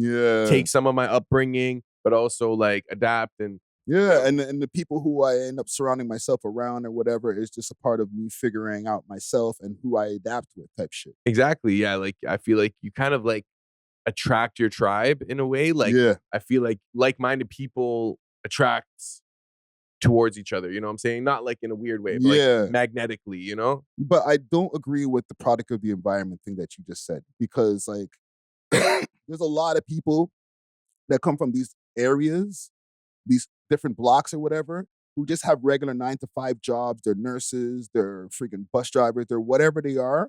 And they're from that same environment. They're not the driller or the drug dealer or whatever. You know what I'm saying? So it's like, are you a product of your environment or did you make the choice to get into that lifestyle? I don't mean product of your environment like, oh, like you're like this because you're from this area. Because like you said, there are probably doctors from that same area. But I feel like it's more like the habits, like how you deal with trauma, how you communicate, like mostly the habits, you know what I'm saying? And maybe like the friends you associate with. So it's like you guys might be in the hood, this driller's hanging with these hood kids, and then there's a good youth hanging with the other good youths in the same hood. You know what I'm saying? So it's like, obviously it varies. Listen, man, I worry for these guys, and I'm starting to become older, even though people always thought I was like a freaking gazillion years old. But as I'm getting older, I'm looking at these Toronto rappers, like the way that they take chances, and I'm like, is it really worth it for like 8,000 views, fam? It's not, man. Like that, it kind of sucks because I love the Toronto scene, and I think we have so much talent here. But that feeling, like, I feel like back in the day, in its golden era, it was worth it because people were getting millions of views and the music was good. Like, I would listen to music and be like inspired. Yeah. You know what I'm saying? Like, wow, that's good production. Or like, oh, their vocals, their ad libs, this, that. Yeah. These lyrics. Now it's just like mid and like dangerous. Yeah. And you're getting like 20, maybe 50,000 views tops off of taking all of these chances and really almost pretty much incriminating yourself. As well as putting a target on your back, a walking target. Because now, now you're popping. Now we seen the music video. Watch when we see you. We saw who you dissed. Yeah. Better be careful. Like, listen, man, I will say for the people out here in Toronto and any place that you come from, just keep safe this summer because it's getting warmer, and I know people are just going to get crazier as it gets warmer. We'll be back in just a minute. I'm going to do a quick camera switch over and right back. I want to give a quick minute to give a shout out to Exotic Hot Pots, Canada's loudest brand. From high-grade strains to authentic grabber and all the rolling essentials, Exotic Hot Pots is about elevating your smoking session in true 5-star fashion. If you want delivery, make sure to hit them up on their Instagram page, Exotic Hot Pot, and let them know that the We Love Hip Hop crew sent you. Big salute to the sponsors. Cheer! Okay. Couple of things I wanted to talk about as far as people who are coming to the city, as far as our American creators and stuff. Neon, he has given some updates on where he's going to be when he comes to Toronto, but Academics is also coming here. Really? When? I don't know. You should link up with him, bro. You could probably make that happen. I spoke to him already. I linked him up like, yo, are you really coming to Toronto? He said he is. But he hasn't given me a response back about exactly when he will be in the city. I think he's going to be coming here to do one of his live shows because, you know, he's been moving around doing like live shows, pop-ups and shit. So I'll play the Neon stuff here. I wonder who else he's going to link when he's here. I know. He's probably with Top 5 for sure. Play the Neon stuff here.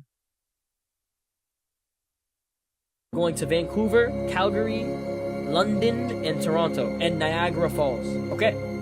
And Brampton. So that's the Canada tour. Hopefully it goes well. My Canada tour is officially locked in. We're going to Vancouver, Calgary. So Vancouver, Calgary. Where else did he say? Brampton. London and Toronto and Niagara Falls. Okay. I thought he was going. And Brampton. Okay. And Brampton. Okay. So that's a pretty wide array of cities when I think about it. Vancouver and Calgary. Yeah, I guess he's doing a cross-country tour, west to east. So I guess he's going to have to think about like creators to link up with in all those different places too. Perhaps, but I also feel like him as just a standalone creator can draw a crowd, especially with the South Indian audience or South Asian audience. Yeah.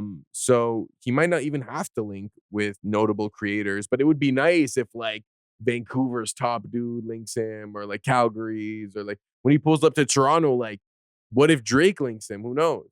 Yeah, because I'm trying to think of what would make an exciting Canadian tour. Like I know Toronto has all of the different places you can go here, and Toronto's built in basically. I just don't know about the other places like that. You know what I mean? Like Vancouver has their places to go, but like to make a very entertaining live stream, like an IRL stream, you're streaming for mad hours, bro. Yeah, and if he's outside, I don't know how lit it's gonna look. Yeah, like I'm not trying to diss them other places, but like London, Ontario is not that booming unless he could go to universities. That would be the move. That's probably gonna be his move in the smaller towns like Brampton. He's gonna have all the Indians. In Toronto, everyone's gonna show out. You got probably. Toronto. Yeah. London, it's gonna be like the college kids, university kids. Yeah. And even that can get tired real quick because like that's pretty much the only thing to do in London. And listen, again, the people in London know that I'm not even dissing, fam. They know there's the college shit, there's a few like pubs or bars, and then there's the one main club, I guess, and then that's it, fam. Mm-hmm. So, I guess W tour, we'll see how that turns out. I think that's supposed to be we're the 12th already, so I think it might be the 17th or something like that when he's supposed to pull up. Right? Are you gonna link him? I'm trying to. You know what I'm saying? Like, talk to Cribbas. I left a message with Cribbas. Oh shit. Okay, I'll say one thing. All right, because my brain thinks of thoughts, and I'm like, if I say these things, this is part of the problem, right? I feel like low key behind the scenes sometimes when certain creators are about to pull up, they speak to certain other people out here, and they're like, "Oh no, don't pull up on Friday. He's lame or some shit like that." And it's like there's not really many major players out here, so it's like when people feel like these people are the major players, even though low key they're really not anymore. They're like, okay, this is who I want to go check. This is who I want to ask who I should go fuck with because they're the ones who are sitting on a couple of million people or whatever it may be. And I guess I'm giving mad hints by saying this, but like when they go to these people, they're like, don't fuck with them. And that's part of the reason why sometimes these guys come down here. They know who we are, but then end up skipping coming to see us when they actually get here. Who do you think it is on the chain of command that's saying don't rock me Friday? I'm just trying to like word my way around it. But if you want me to really just be straight up, like niggas like Six Buzz. I'm sorry, bro. Like, damn. But you know what though? That's a valid theory because our blog pages are pretty tapped into American creators. Like American creators know Six Buzz, know Keep Six Solid. So I wouldn't be surprised if that's kind of like their first line of communication about, where should I go when I'm in Toronto? What podcast should I do? Yeah, they might not realize that they might not be the ones who are the culture movers like that anymore, right? But they have the big number. They have corporate sponsorships. So you must be tapped into what's going on in the city. So let me take your advice. And their advice is, don't fuck with We Love Hip Hop or Friday. That's just my theory. Damn, I wonder if they have subsequently stunted the growth of this pod and the channel. Like, how many people have they said that to? You know what I'm saying? Like, we're speculating. I feel like it's been at least 5 people. Like 5 notable names that, like, if they gave them the green light and said, yeah, reach We Love Hip Hop, talk to Friday. Yeah. It would have had impact like that. Yeah. The people that were like, even people that might have had a idea, like, hey, maybe, I might pull up. And then they spoke to them and they felt like, okay, well, shit, I'll just go by what they're saying because shit. They have the numbers, they're the top guys, they must be right when they're wrong. Damn. This is just my theory. Oh, man. Chat. Comment section.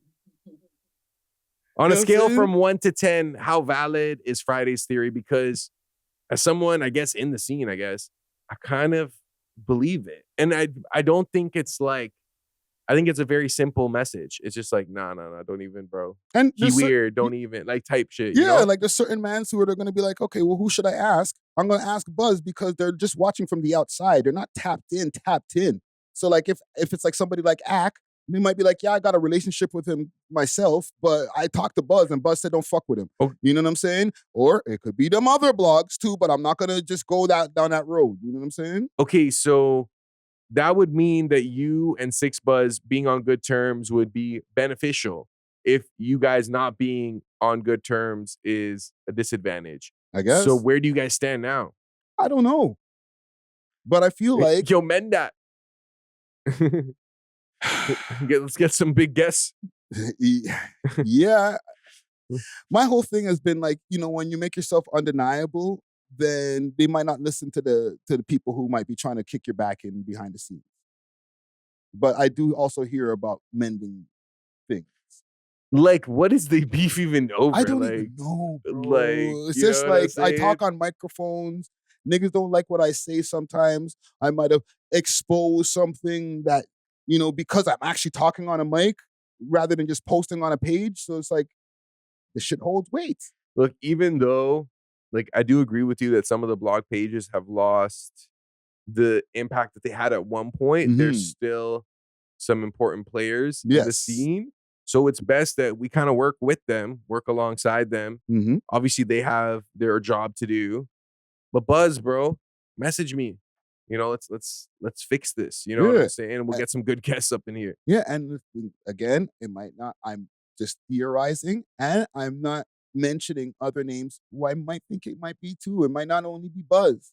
Might not. Like, because, like, I don't know. I'm not saying he would go out of his way to do it because I feel like he has his own ish, but like I know you guys don't see eye to eye. So obviously it's like if someone asks you like, yo, should I do GTV or something? Like you might be like, do whatever you want, but F those guys, for example, you know? I wouldn't say that, but like, you know what I'm saying? So I think it could just be a matter of like personal relationships and like networking and the importance of not burning bridges. Yeah, and just being different kind of people, because that question that you asked, if it's a GTV thing, I'd be like, I don't fuck with them, but doesn't mean don't go over there. They do good content, go do an interview with them. But imagine someone's like, yo, I don't want to do your podcast. I want to do someone else's.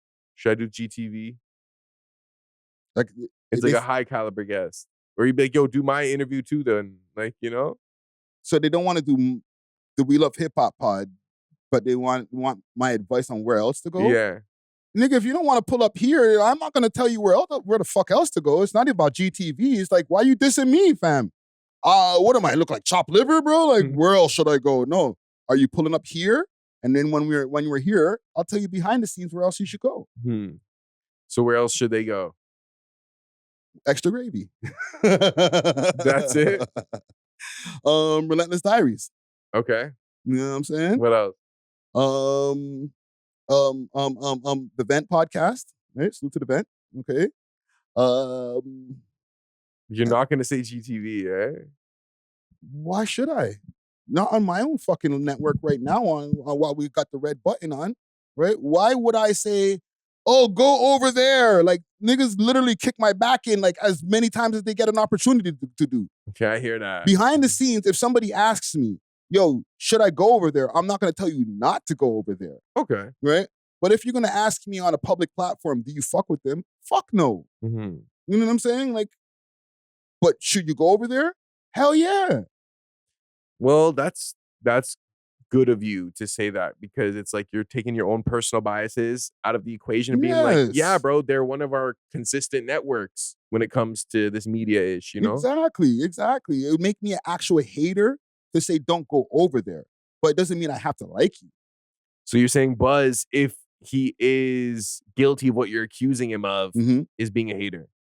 Yes. Doesn't matter what kind of issues we have with each other. Don't cock block the program. You know what I'm saying? I'm not going to tell people don't pull up to Six Buzz.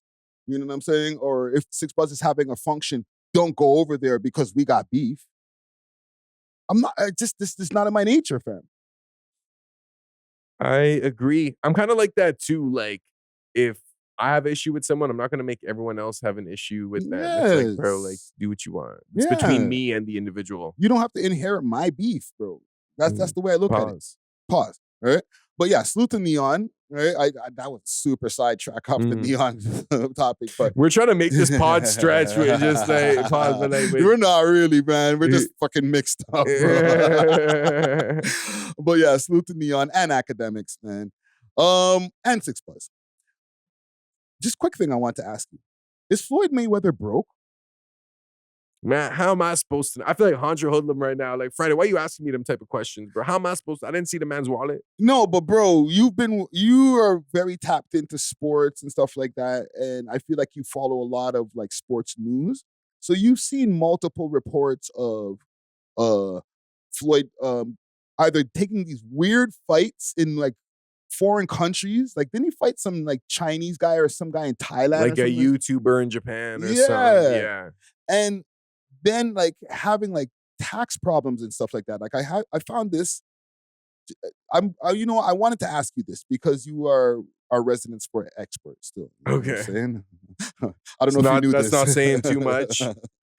I don't know if you knew this, but you're finding out today. Okay. So the IRS seeks $7.3 million from Floyd Mayweather. And this is on World Star, right? It says, according to reports, the IRS filed a $7.3 million tax lien on Floyd Mayweather Jr. for unpaid taxes from 2018 to 2023, according to records from Las Vegas.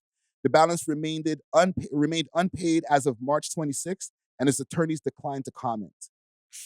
Bro, this is the money team, bro. Money Mayweather. How could we get to this point, fam? Hundreds of millions of dollars, fam. It's not about how much you make. It's about how much you keep. That's a fact. And I just feel like he lived a very extravagant lifestyle. He is responsible for a lot of people's well-being financially. So he takes care of a lot of people. He spends money on himself. He may or may not have a gambling problem. I don't know. Yeah. You know, so all that. And now he's past his prime. So his only way to secure some sort of income is these random staged exhibitions where he's getting paid a bunch. But now you're just using that money not only to sustain yourself and your overhead, but now you're behind on money. You're behind on payments. You're behind on taxes. Yeah, bro. So I don't know. But at the same time, I'm not surprised because the way he was walking around was a display of his wealth. Like we were talking about earlier. Like he really walked around with a bag of cash everywhere he went. He would go clubbing, pay for everyone. He might not even be drinking, but on him, he has a bunch of kids.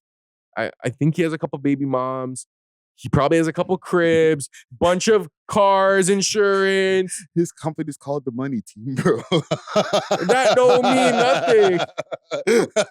It's like literally like, yo, it's branded like I have the most money. I got a lot of money. You know what I'm saying? Man, we can't take names literally. But fam, there ain't no king in Burger King, bro. Just the fact that like there's at one point in time you feel that way to the point where like I'm gonna name my company that way because the money's coming in. The way you're just explaining the way he's spending it and showing it off, like, bro, this shit is never gonna end. Then you look at your bank account later and you realize, okay, I paid this much in taxes, this much in child support, all these different things. Yo, low-key, I'm only sitting on like, and only is relative, right? I'm only sitting on like 12 mil, maybe 15 mil. At the end of the day, after all those fights, it would probably seem like, wow, I only kept that much. But like you said, the taxes, that's 50% right off the bat. You know what I'm saying? So if you made, I don't know how much money has Floyd Mayweather made.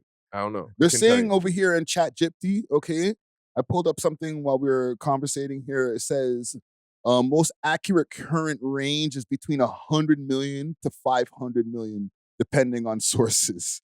Okay, that doesn't really tell me enough. But you know what's crazy? Like if we are to hold on, he's earned over 1.1 to 1.2 billion dollars in his career, bro. That's insane. In winnings? Like no, he's earned. He's earned that's that his much bag. money. Like that's the bag he's won. No, that's the amount of money he's earned. Doesn't mean like that's the for amount the of money company, for the promotion, like ticket sales and stuff. Okay, it says here, and I'm gonna pull this up again. But lawsuits and disputes over missing hundreds of millions, tax issues and debts, different calculations, cash versus assets and liabilities. That's why some outlets dropped his official net worth to much lower recently. Okay, so let's say he made $1 billion over his career. Yes. Half of that, 500 mil. So he made 500 mil. Exactly. Floyd has been a boxer for 20 years, maybe more, right? So you divide 500 mil. Obviously, you can still live off it, but when you throw in expensive houses, expensive jewelry, expensive cars, women, taking care of people, like that 500 mil over 20 years, it kind of goes away quickly in a way, you know? Yes, and if you don't pay the first 500 mil that you talked about, which might be a little bit more, might be like 550, 585, right? If you don't pay that, you're facing jail time. So if you went crazy with the whole Billy, you're fucked. Well, there's no Billy. It's 500 mil because you're paying half, or you don't pay half and you're screwed. You know, the thing is with taxes, it's not like the tax man is at your door as soon as the check comes in. You choose to pay your taxes at the end of the year or not.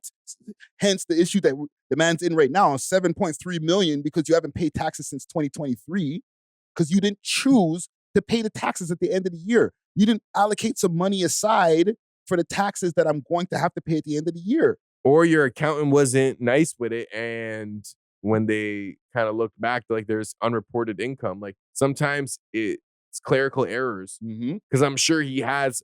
It's only those 4 years, 5 years he owes money for. So it's not like the other 10 years, 15 years.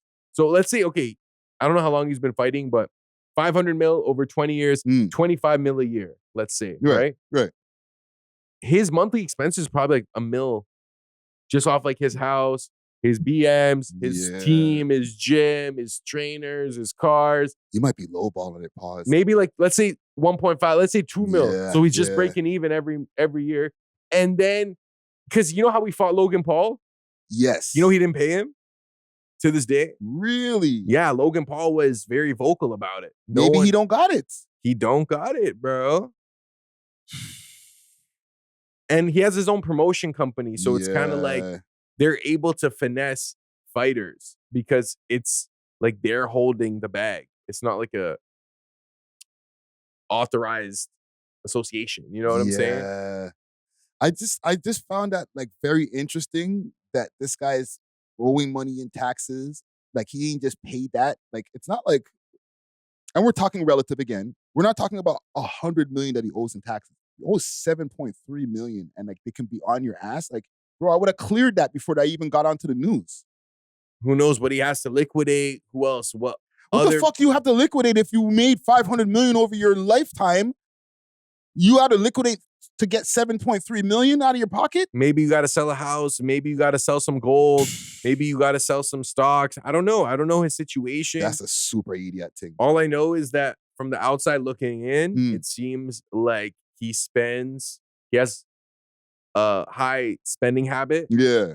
And the money's not coming in like it was before. So maybe when he was, money man, Floyd, whatever. Yeah. Floyd Money Mayweather, he could afford it because he was making 200, 300 mil a fight, 100 mil a fight, whatever. Yeah. Now it's like, it's going down and down and your lifestyle is still sustaining itself, the price. Yeah. So where do you go from there? And the child support payments haven't dropped because in America or in a certain states, like you have to pay based on what you're worth. And oh, that sucks. You're Floyd. Yeah. If you're Floyd and they're or not estimating the proper worth that you have, but they're still charging you like $20K a month or whatever it is for child support, like your money's going down and you're not adding more into the bank. Yeah, I wonder how many kids or dependents he has. He probably pays for a lot of people, man. Yeah. And let me just check that before we get off of this, because now I'm interested, man. How many kids does he have? And you only have to pay child support till 18, 19? Yes. Is that like a universal thing or like America and Canada? I know in America for sure it's like until 18. I think that's for Canada as well. Okay, so holy, they're pulling up the names and everything, bro. Okay, he has 4 biological children. That's not so crazy. In the grand scheme of how many kids he could have, he's not like Elon Musk type shit. You know what I'm saying? Or my youth there, Nick Cannon. You know what I'm saying? So, yeah, I don't know, bro. A lot of these guys, they fall to addiction and gambling and all different types of things. The next thing you know, like that 100 million or 500 million, bro, becomes 10 million left in the bank, bro. Like, that's sad, bro. Couple more things I wanted to address here before we get out of here, bro. Did you see that they're trying to ban, or they might have achieved it, so banning social media for teens under 16 years old? Ready for the road. Road Ready Detailing now open 7 days a week from 8 to 5 p.m. 750 Oakdale Road, Unit 66, specializing in ceramic coating perpetual with warranty, PPF, tints, wraps, vinyl wraps, and hand car washes. Remember, we clean anything on wheels.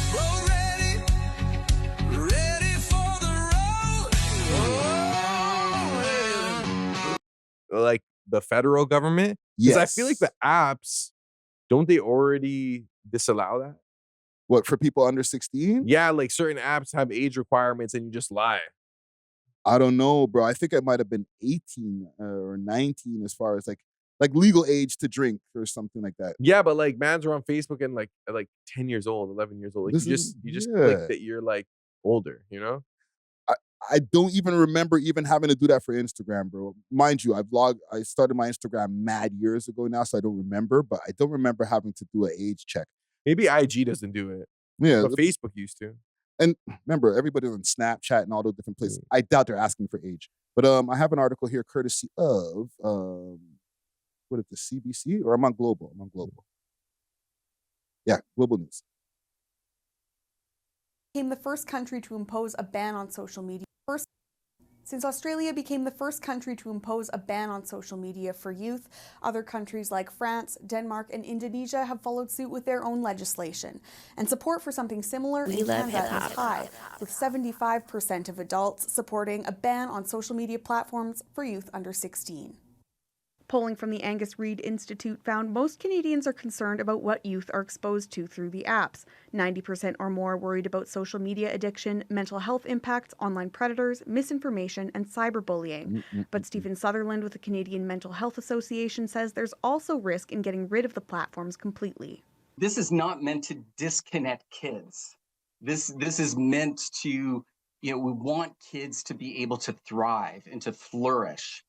And so let's not confuse ourselves with what the chief aim is. And the chief aim is to keep kids safe and to ensure that parents, caregivers, educators have the tools and resources. Not all platforms are created equal, according to the poll. More than 80% of respondents wanted to see children under 16 banned from TikTok, X, and Snapchat. But there was less support for a ban on Instagram, Facebook, and Reddit.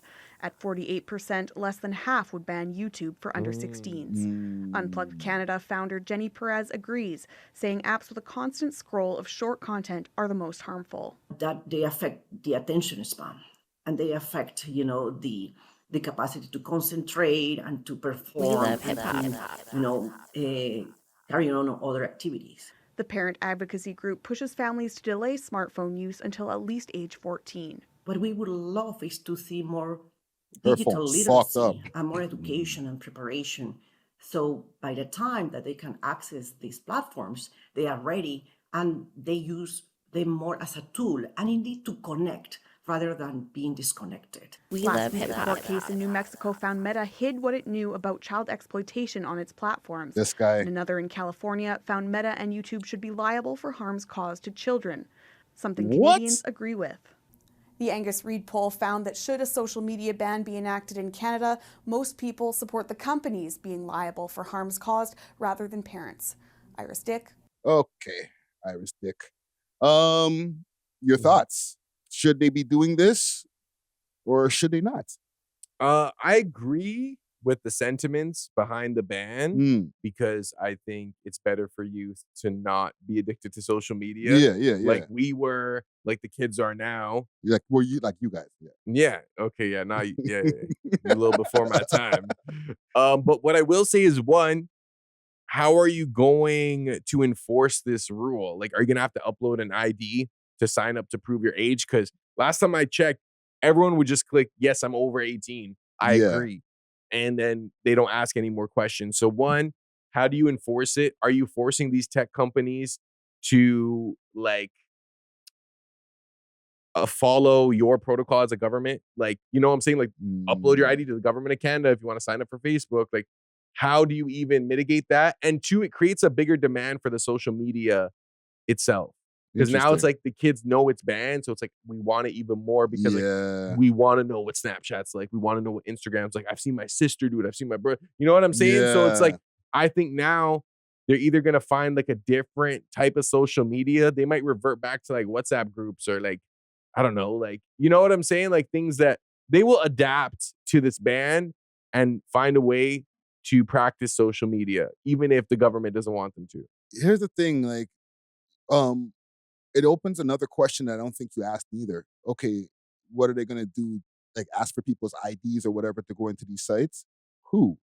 The kids or everybody. It would have to be everybody. It would have to be everybody. Anybody could be a kid. Yes. So then I think this might lead to their eventual goal is where they know exactly who is using the computer at what time. Exactly. So it's like they don't have to ID you. They know Friday Ricky Dread is the owner and operator of these accounts, this code, whatever. Yes, because like they might use it under the guise of we're trying to protect the kids. No, we're just trying to we're trying to surveil everybody. But, we need to protect our kids from using the social media. So now everybody needs to use ID to be able to go on Instagram, bro. They've already implemented some of these things for the hub over in like Texas and different states where like you have to have ID to go onto Cornhub. That's So embarrassing. it is. Even like as someone who's of age, like I wouldn't do that. Like it would just make me not want to watch it. Yes, and that in turn put up VPN sales in some of those states so that they didn't have to sign in anymore or didn't have to provide ID. But there's some people who are providing ID, and it's like if they're able to do that for one site because it's quote unquote a lewd site, then why not implement it to all social media sites? Maybe. And then who knows, VPNs might go up here crazy where it's like the government doesn't know, or like maybe fake IDs become a thing. Like, so then you have to use your VPN to log in and pretend you're like in America, because that'd be like one of the only places left that you don't have to show ID to go on your social media platform. Nah, it seems like many countries you don't need it. It just seems like the only countries where you do need it is Australia and potentially Canada. And it's probably going to be in the UK soon. I feel like the UK kind of follows suit to these types of ideations and stuff like that, where it's like, hey, maybe we need to have a little bit more control about what our citizens are doing. I hear that. And I also think that like for the benefits that social media brings to adolescents, I feel like the harms are way more present than the benefits. Yes. Like the online bullying, it messes with their self-esteem, their self-image. They become very comparing of other people. They envy, puts pressure on them because now they're competing with the whole world. You're competing with like mans like us. You're competing with like Cristiano Ronaldo, like, so the advantages are that you can learn a lot of stuff on social media. And I'm glad that YouTube only got 50% on the poll, because I think YouTube of those social medias, perhaps besides Reddit, is the most information-based, like useful information-based. Yeah, but I'm also thinking about the kids who want to become creators, right? I understand that social media is very toxic, so I'm not let the kids just use social media. It's dangerous in some ways. There's predators, like all of those different things they're saying is true. But then there's also a percentage of kids who are like, they found a way to find themselves and get super rich because of the use of social media. They're a big TikTok influencer. They're a YouTuber that created a huge YouTube channel from the time they were like 17 or not even like 12. Or like, what if they want to be a rapper? They're like 14, 15. They want to be a singer. They can't even post their music. So like you are kind of restricting or taking that opportunity away from the youth. This is what I'm saying. Via social media. Yeah. That's a good argument. Yeah, fam. Like, bro, like there's people who we even spoke about in this pod. Neon has been on YouTube since he was like 12. If there's a ban in like, let's say he's Canadian, right? And they put a ban on him, he can't be on YouTube from when he was 12 to become the biggest streamer. Or he can't get on Kick or any of these other platforms that have come up now. But perhaps he would be a better person. Maybe he wouldn't be as successful, but he'd be a better citizen, Yeah, he'd be a real nicer guy, and he didn't have the racist rhetoric or the fake suicides and all that shit. Oh, okay, but he's also not a millionaire. He's working at friggin' Timmy's. But if you're the government, right? You don't necessarily care if you have a bunch of millionaires or billionaires. Yeah, but you want people you care. You want people that are going to be well-educated, well-adjusted to participate in society. So from their perspective, Neon's a bad example. They're like, we don't want a bunch of neons running around the city causing mayhem. Yeah. You know what I'm saying? They want good youths that go to work and go home, get married, pay their taxes. Yeah. You And then Neon's like one of the more tame examples. There's the Jack Doherty's and stuff like that. There's no one take Jake to have a physical cringe reaction right now. But I could see him. Right? He's hearing it at home right now. Yeah. Like, somebody said Jack. but there's also like Johnny Somali and all these guys who are Vitali, like who've done jail time because they're crashing out because they're like terminally online trying to become these big creators. Yeah, and like obviously we get entertained, they make money, but for the government, it's like this is some BS. Like, Yeah, you're you know what I'm creating saying? cancers or social media is creating cancers on society because they're trying to get clout. Exactly. Right? So if you kind of remove that desire, and it's not like, I feel like if you waited till 16 to get social media, you probably wouldn't even care for it that much. Like if you lived up to 16 doing your own thing, then it's like by the time you're 16, okay, I have social media, I use it a lot, but like I don't need it. It's not like in my DNA. It's not encoded in me like it would be if I've been doing it since grade 8. But you're also speaking from the perspective of somebody who didn't have to wait till they were 16 to get social media. Yeah, but we had very rudimentary forms of social media. So I feel like it allowed us to adjust slowly. Like, you know, like it's not like I just started Instagram with like MSN. You know what I'm saying? Yeah. Then you know, like you had the MySpace, you had like Facebook, you had Twitter. Like it slowly escalated. We're in 2026. 15 years ago would be what? 2011. 2011? Yeah, it was primitive shit at that point. Primitive. Bro. It was mad primitive and it was basic. And like, because it was basic, you weren't even using it too much. You know what I'm saying? There was not even no IG yet, fam. In 2011, because 2012 is when IG came in. Right? So in 2011, there was no Instagram, brother. Wasn't there Snapchat though? No, Snapchat didn't come till years later. I feel like, when did Instagram's been around, bro. No, 2012. I feel like I remember that for some reason distinctly, but 2012 was when Instagram I think hit the scene. Was I in grade 12? That kind of sounds right. I was thinking more grade 11. Did Instagram. And I don't want to say where it started when it got popular, because a lot of these things will have started and nobody's really using it. Like Facebook was like the site for universities at one point. So if you say when it got started, it'll be like way back before anybody else knew about 07. it. Yeah. I'm talking about when like it got the boom when everybody started using it. I feel like it was maybe 2011, 2012. I'm gonna ask ChatGPT. Popular. Let's see. When did Instagram get popular? Let's see. 2012, 2013, brother. 2010 to 2011 launch phase. See, that's the time that I'm talking about where like nobody kind of knows about it, but right? It started getting popular in 2012, 2013. But here's the real breakdown, basically, it tells you. 2012, it was bought by Facebook. Interesting. Yes. So, you know, like back then, you really didn't have all of these different, I don't know, obstacles, like, but options, basically, because what did you have? YouTube you can go on to. There was Twitter, right? Were you tweeting heavy and shit back in 2012? Yeah. Or 2011?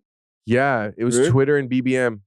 Right? So how toxic, I know Twitter is a toxic place, but like if that's your only option to be able to just post words, how toxic can you really get in the whole social media sphere? You know what I'm saying?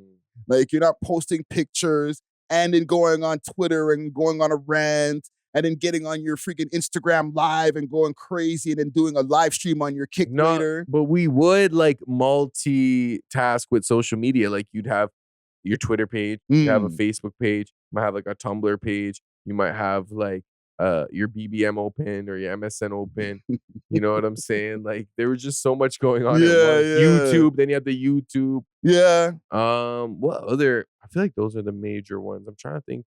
You had Vine. We had Vine for a little bit. There was Vine. Vine. Yeah. I was actively like watching Vines. And that was making people, encouraging young people to be creators. Like, yeah, I can make a freaking 30-second Vine video and get popping. Like, I can do this. You know what I'm saying? Yeah, Logan Paul, Jake Paul, they're from that era. Yeah. Listen, man, I still don't know. I'm still undecided on how I feel about a ban happening for kids under 16, because I do see both sides, but I don't know, to be determined. You know what I'm saying? Where are we on time here? Oh shit, we're at the 2-hour mark. I didn't even realize. There's a couple I'll do 2 more topics. Okay. They're extending hours on dispensaries. All right. Like the legal ones, obviously. All right. I'll play a quick video from that. Government is looking at expanding operating hours for cannabis stores across Ontario. Under current rules, permitted cannabis retail stores can open to the public as early as 9 a.m. and as late as 11 o'clock at night. But the Ministry of the Attorney General is looking for feedback on a proposal that would extend those operating hours to as early as 7 a.m. Damn. Permitted delivery hours would We love remain 9 hip-hop. a.m. to 11 p.m. to align with rules for alcohol delivery. The province says longer hours means more flexibility and profitability for retailers and potentially less business directed to the illegal market. And for more on this, we are joined by Bruce Winder, retail. Okay, fuck Bruce Winter. That's the part I just wanted to get at. The two reasons why they're thinking about extending hours. 7 a.m. They're so dumb, bro. You know why they're dumb? You should have extended it the other way. Instead of 11 p.m., extend it till 3 a.m., 2 a.m., 4 a.m. Yeah. That's where they messed up. Bro, it's not like people are like, oh, it's not open early enough. It's not open late enough, bro. So I feel like they should adjust these rules, these protocols, even the alcohol one, like make it till 2 a.m. or something, 3 a.m. That's kind of crazy. Or allow cannabis stores the freedom to operate 24 hours because you want to restrict the black market. Right. They're open 24 hours, a lot of them. Yes. That's what gives them the edge. And trust me, I've been there at 2, 3 a.m. It's packed. Yeah. Those are the ones who they're willing to deal with the level of danger of having a 24-hour spot. They might have to pump you in the back type shit. But like if you're part of the OCS or whatever, you might be able to get a security guard on hand. Yeah. And I think it would be good. Yeah. And I think you should have the right to do it. But I don't know. Toronto, Canada's weird. Like other countries, there's no limit on when you can serve alcohol. Yeah, but I don't know if we can handle that, bro. Like we've done this for so long. I didn't even think that we'd get to the point where we'd be able to get alcohol or beer or whatever in the corner stores. I never thought that, we'd see this day. Weirdly enough, I don't drink anymore and this day has finally coming from Montreal, right? But Montreal, like we grew up having that. So we didn't have to make an adjustment. Did you have to get the bottle before 2 a.m. at the convenience stores as well? 11 p.m. Oh, 11. 11 p.m. was the cutoff times. Just so I think over here, it's 11. Yeah, right? yeah. Sorry, I was thinking about serving alcohol. Last call is 2 a.m. Right? Serving alcohol is like 2 a.m. over here, but 3 a.m. in Montreal. Interesting. Yeah. And you can drink from 18 instead of 19 in Montreal. Can you drink in public? No. Okay. Right? I thought it was like a European vibe. But they're not there's not a strict if they see you drinking in public because they understand that you just went to the corner store and picked up your beer and you're at the festival that's happening on the street. You know what I'm saying? So they're not going to be like, oh my God, you got a beer on you. Like, duh. Like, I have it in a paper bag and they don't even provide those anymore in Montreal. Like, you can't get bags at all. But that's a whole other topic. But like, we were used to having this, or places like New York City, there's no friggin' cutoff time on alcohol. You can go to somewhere at 3 a.m. and get drinks, and it's not illegal. It's not an after hour. You know what I'm saying? But they've been trained for decades having that, bro. You have a crazy city like Toronto, and then you implement that, bro. We might freaking have Armageddon over here, bro. You might see an influx in business, but it might lead to more alcoholism or more rampant alcoholism because we already have alcoholics here. Yes. So if they're able to get a drink at 4 a.m. This is why I was so surprised when they implemented the corner store thing, because I was like, yo, can we handle it so many years not having it? Like, the adjustment is going to be a bunch of people who are more drunk in the streets, more chances for people to have belligerent activities and get into violence and all types of shit. Like, they're just they're not used to just going to the corner store and just like, yo, oh shit, my beer is like right here. But you know what's interesting? The alcohol that they have at gas stations and corner stores usually lower alcohol percentage. Like you don't see like hard liquors. Yeah. You can't go buy a bottle of Henny at the corner store. But you can get it at LCBO. It's like it's just how they maintain their monopoly. Yeah. But once you get to that point where like you have independent liquor stores all over the place, you might turn into like BC. Maybe. Because BC got a lot of like substance abuse problems. And you can go to a place, go buy your cigarettes and buy your liquor in the same place. Damn, that's kind of lit. Yeah. It's wild over there, bro. Well, we could do that here now too. Yeah, but now. You know what I'm saying? Like, they've been doing it for a while. You know what I mean? And I'm not talking about just beer. I'm talking about liquor. Damn. Yeah. They have like an independent type of system over there. So whatever. We'll to be continued. We'll see if that actually even happens. Last thing quickly. There's a rally that happened the other day against safe consumption sites. Did you see that? No.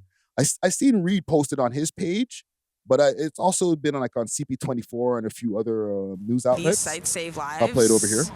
And the closure of these sites is just gonna cause death. This portion of Sherburne Street behind me in front of the Moss Park supervised consumption site has been blocked off by advocates and community members rallying against the Ford government's decision to shut down all supervised consumption sites across Ontario, including 2 here in Toronto.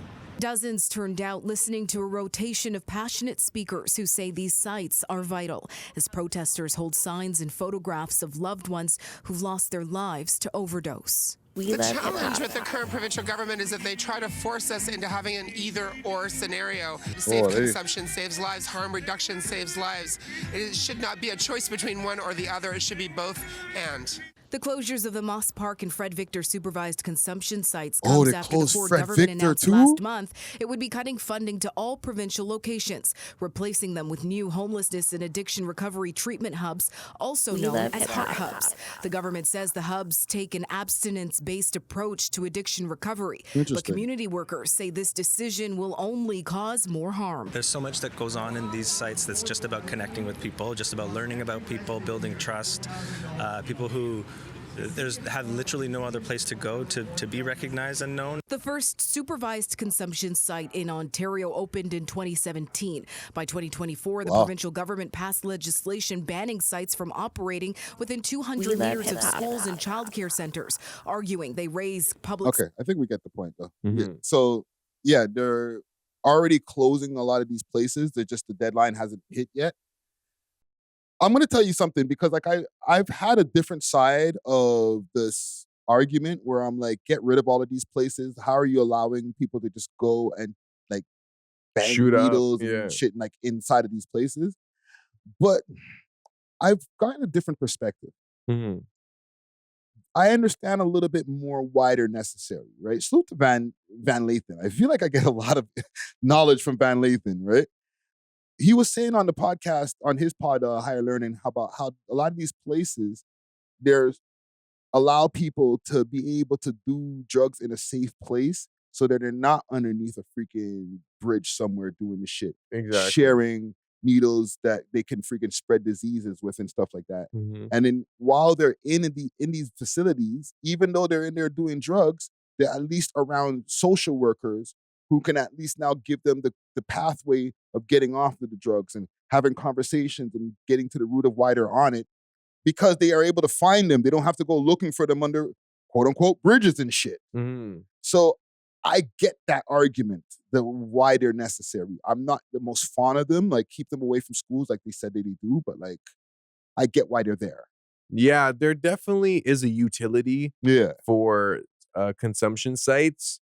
And initially, when I heard this headline, I was a little disappointed that they closed it. However, when I found out they were gonna replace those locations with hubs to rehabilitate homeless people and take an abstinence approach, I was like, okay, so they're not really disregarding this population. They're just changing their method because maybe they've seen that the consumption sites aren't necessarily bringing them the results that they're hoping for from a city policy perspective. So maybe they're like, hey, let's try these hubs where we're going to, house certain people and closely monitor them instead of enabling their drug behavior, even though like there was the lady that said it shouldn't be either or, like we should have both, and I agree with that.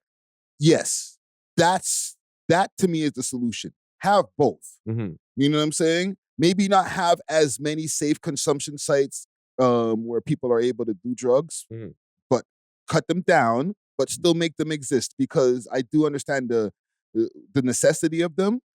But like there was a lot of them, fam. Like you're walking into neighborhoods that are quote unquote supposed to be high-end neighborhoods, and the safe consumption site is like right down the road. Yeah, it's just poor city management. Yes. So they need to be logical about it, but it is good to see that they're still trying to fix the problem. Yes. But do you think that they spent enough time trying to see if the process is going to work? Because 2017 to where we are now, 2026, so just under 10 years, like, is that enough time to be able to see the results? I think so.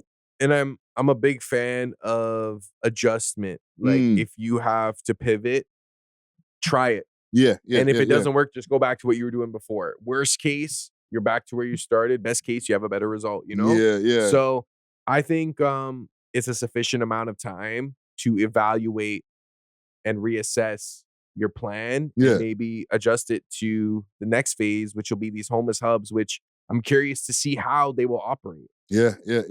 My whole thinking is like, all right, like they must have had a series of success stories for them to have advocates to be like, nah, we need these, because they've probably seen some results, but the government is probably like, no, we haven't seen enough results. Yeah. And unfortunately, the government, they probably want to see results and numbers, even though like even just changing one life and saving one life is very meaningful to us. But for them, it's not. It's, you know, like they're looking at it from like a demographic population consensus standpoint, not like, oh, like you saved my buddy Rick. You know what I'm saying? Like, what about Rick? You know, like no, Ford don't care about that, bro. And to be honest, he would probably know more than anybody because his brother died of freaking crack, bro. Didn't he die from cancer? Is it cancer that he died from? Am I fake news in it right now? I don't know. All I know, take this in. So like, you know, like those, like when you're younger and you meet those OGs and like they'll tell you stuff and like you don't know if it's true, but like they say it with conviction, you know? So you just accept it. So there's this one dude, he was like a Rasta, and he was like, yeah, Rob Ford died because he tried to get off crack and then the cancer started attacking him. Oh my God. Because he was off the crack and his immune, but then he got the crack again, and he was good. Yeah. But then when he quit again, it attacked him again. That's super folklore right there. And I just checked it. It's like, it says aggressive cancer called crack withdrawal. So yeah, I'm gonna, because people just say that, fam. They associate, oh, he was a crackhead. Oh, he must have died from crack. Like, nah, bro, he had cancer. My bad. I don't really think like, do crackheads even die from crack? I feel like you live longer. I haven't really seen many do die from crack. I've never seen somebody die from a crack overdose. I've seen them die from an overdose when there was like Fenty in it or something. Yeah, that's different. Right? But like the pure crackhead, like the purist, they live for a long time, bro. And like healthy, like yeah, or relatively healthy. You know what I'm saying? No teeth. I don't know how healthy that is. You know what I'm saying? Mm-hmm. But salute to all of the people out there. I was going to say salute to all the addicts out there. Yo, salute to all the addicts. We're all addicted to something. You know what I'm saying? Yes. Whether it's a coffee, whether it's chocolate, whether it's cigarettes, kush. What are you addicted to? Comment down below. Yeah, straight up, man. Everyone's addicted to something. That's the funny thing. You just never know. Bro, I get very pissy when I don't have my Tim Hortons ice caps, bro. Yeah, you're definitely addicted to that. I'm addicted to coffee. I know what else you're addicted to. Talk to me. Gingers. I don't know about addicted. That's crazy. Yeah. Anywho. I don't know about addicted. Let's wrap it for the day. Let me get some music to the road here. What a way to end the show. That's letting out my freaking secrets. We Thanks love for hip-hop. watching. If you enjoyed this video, please make sure to check out these other videos on the screen and make sure to like and subscribe. We love hip-hop.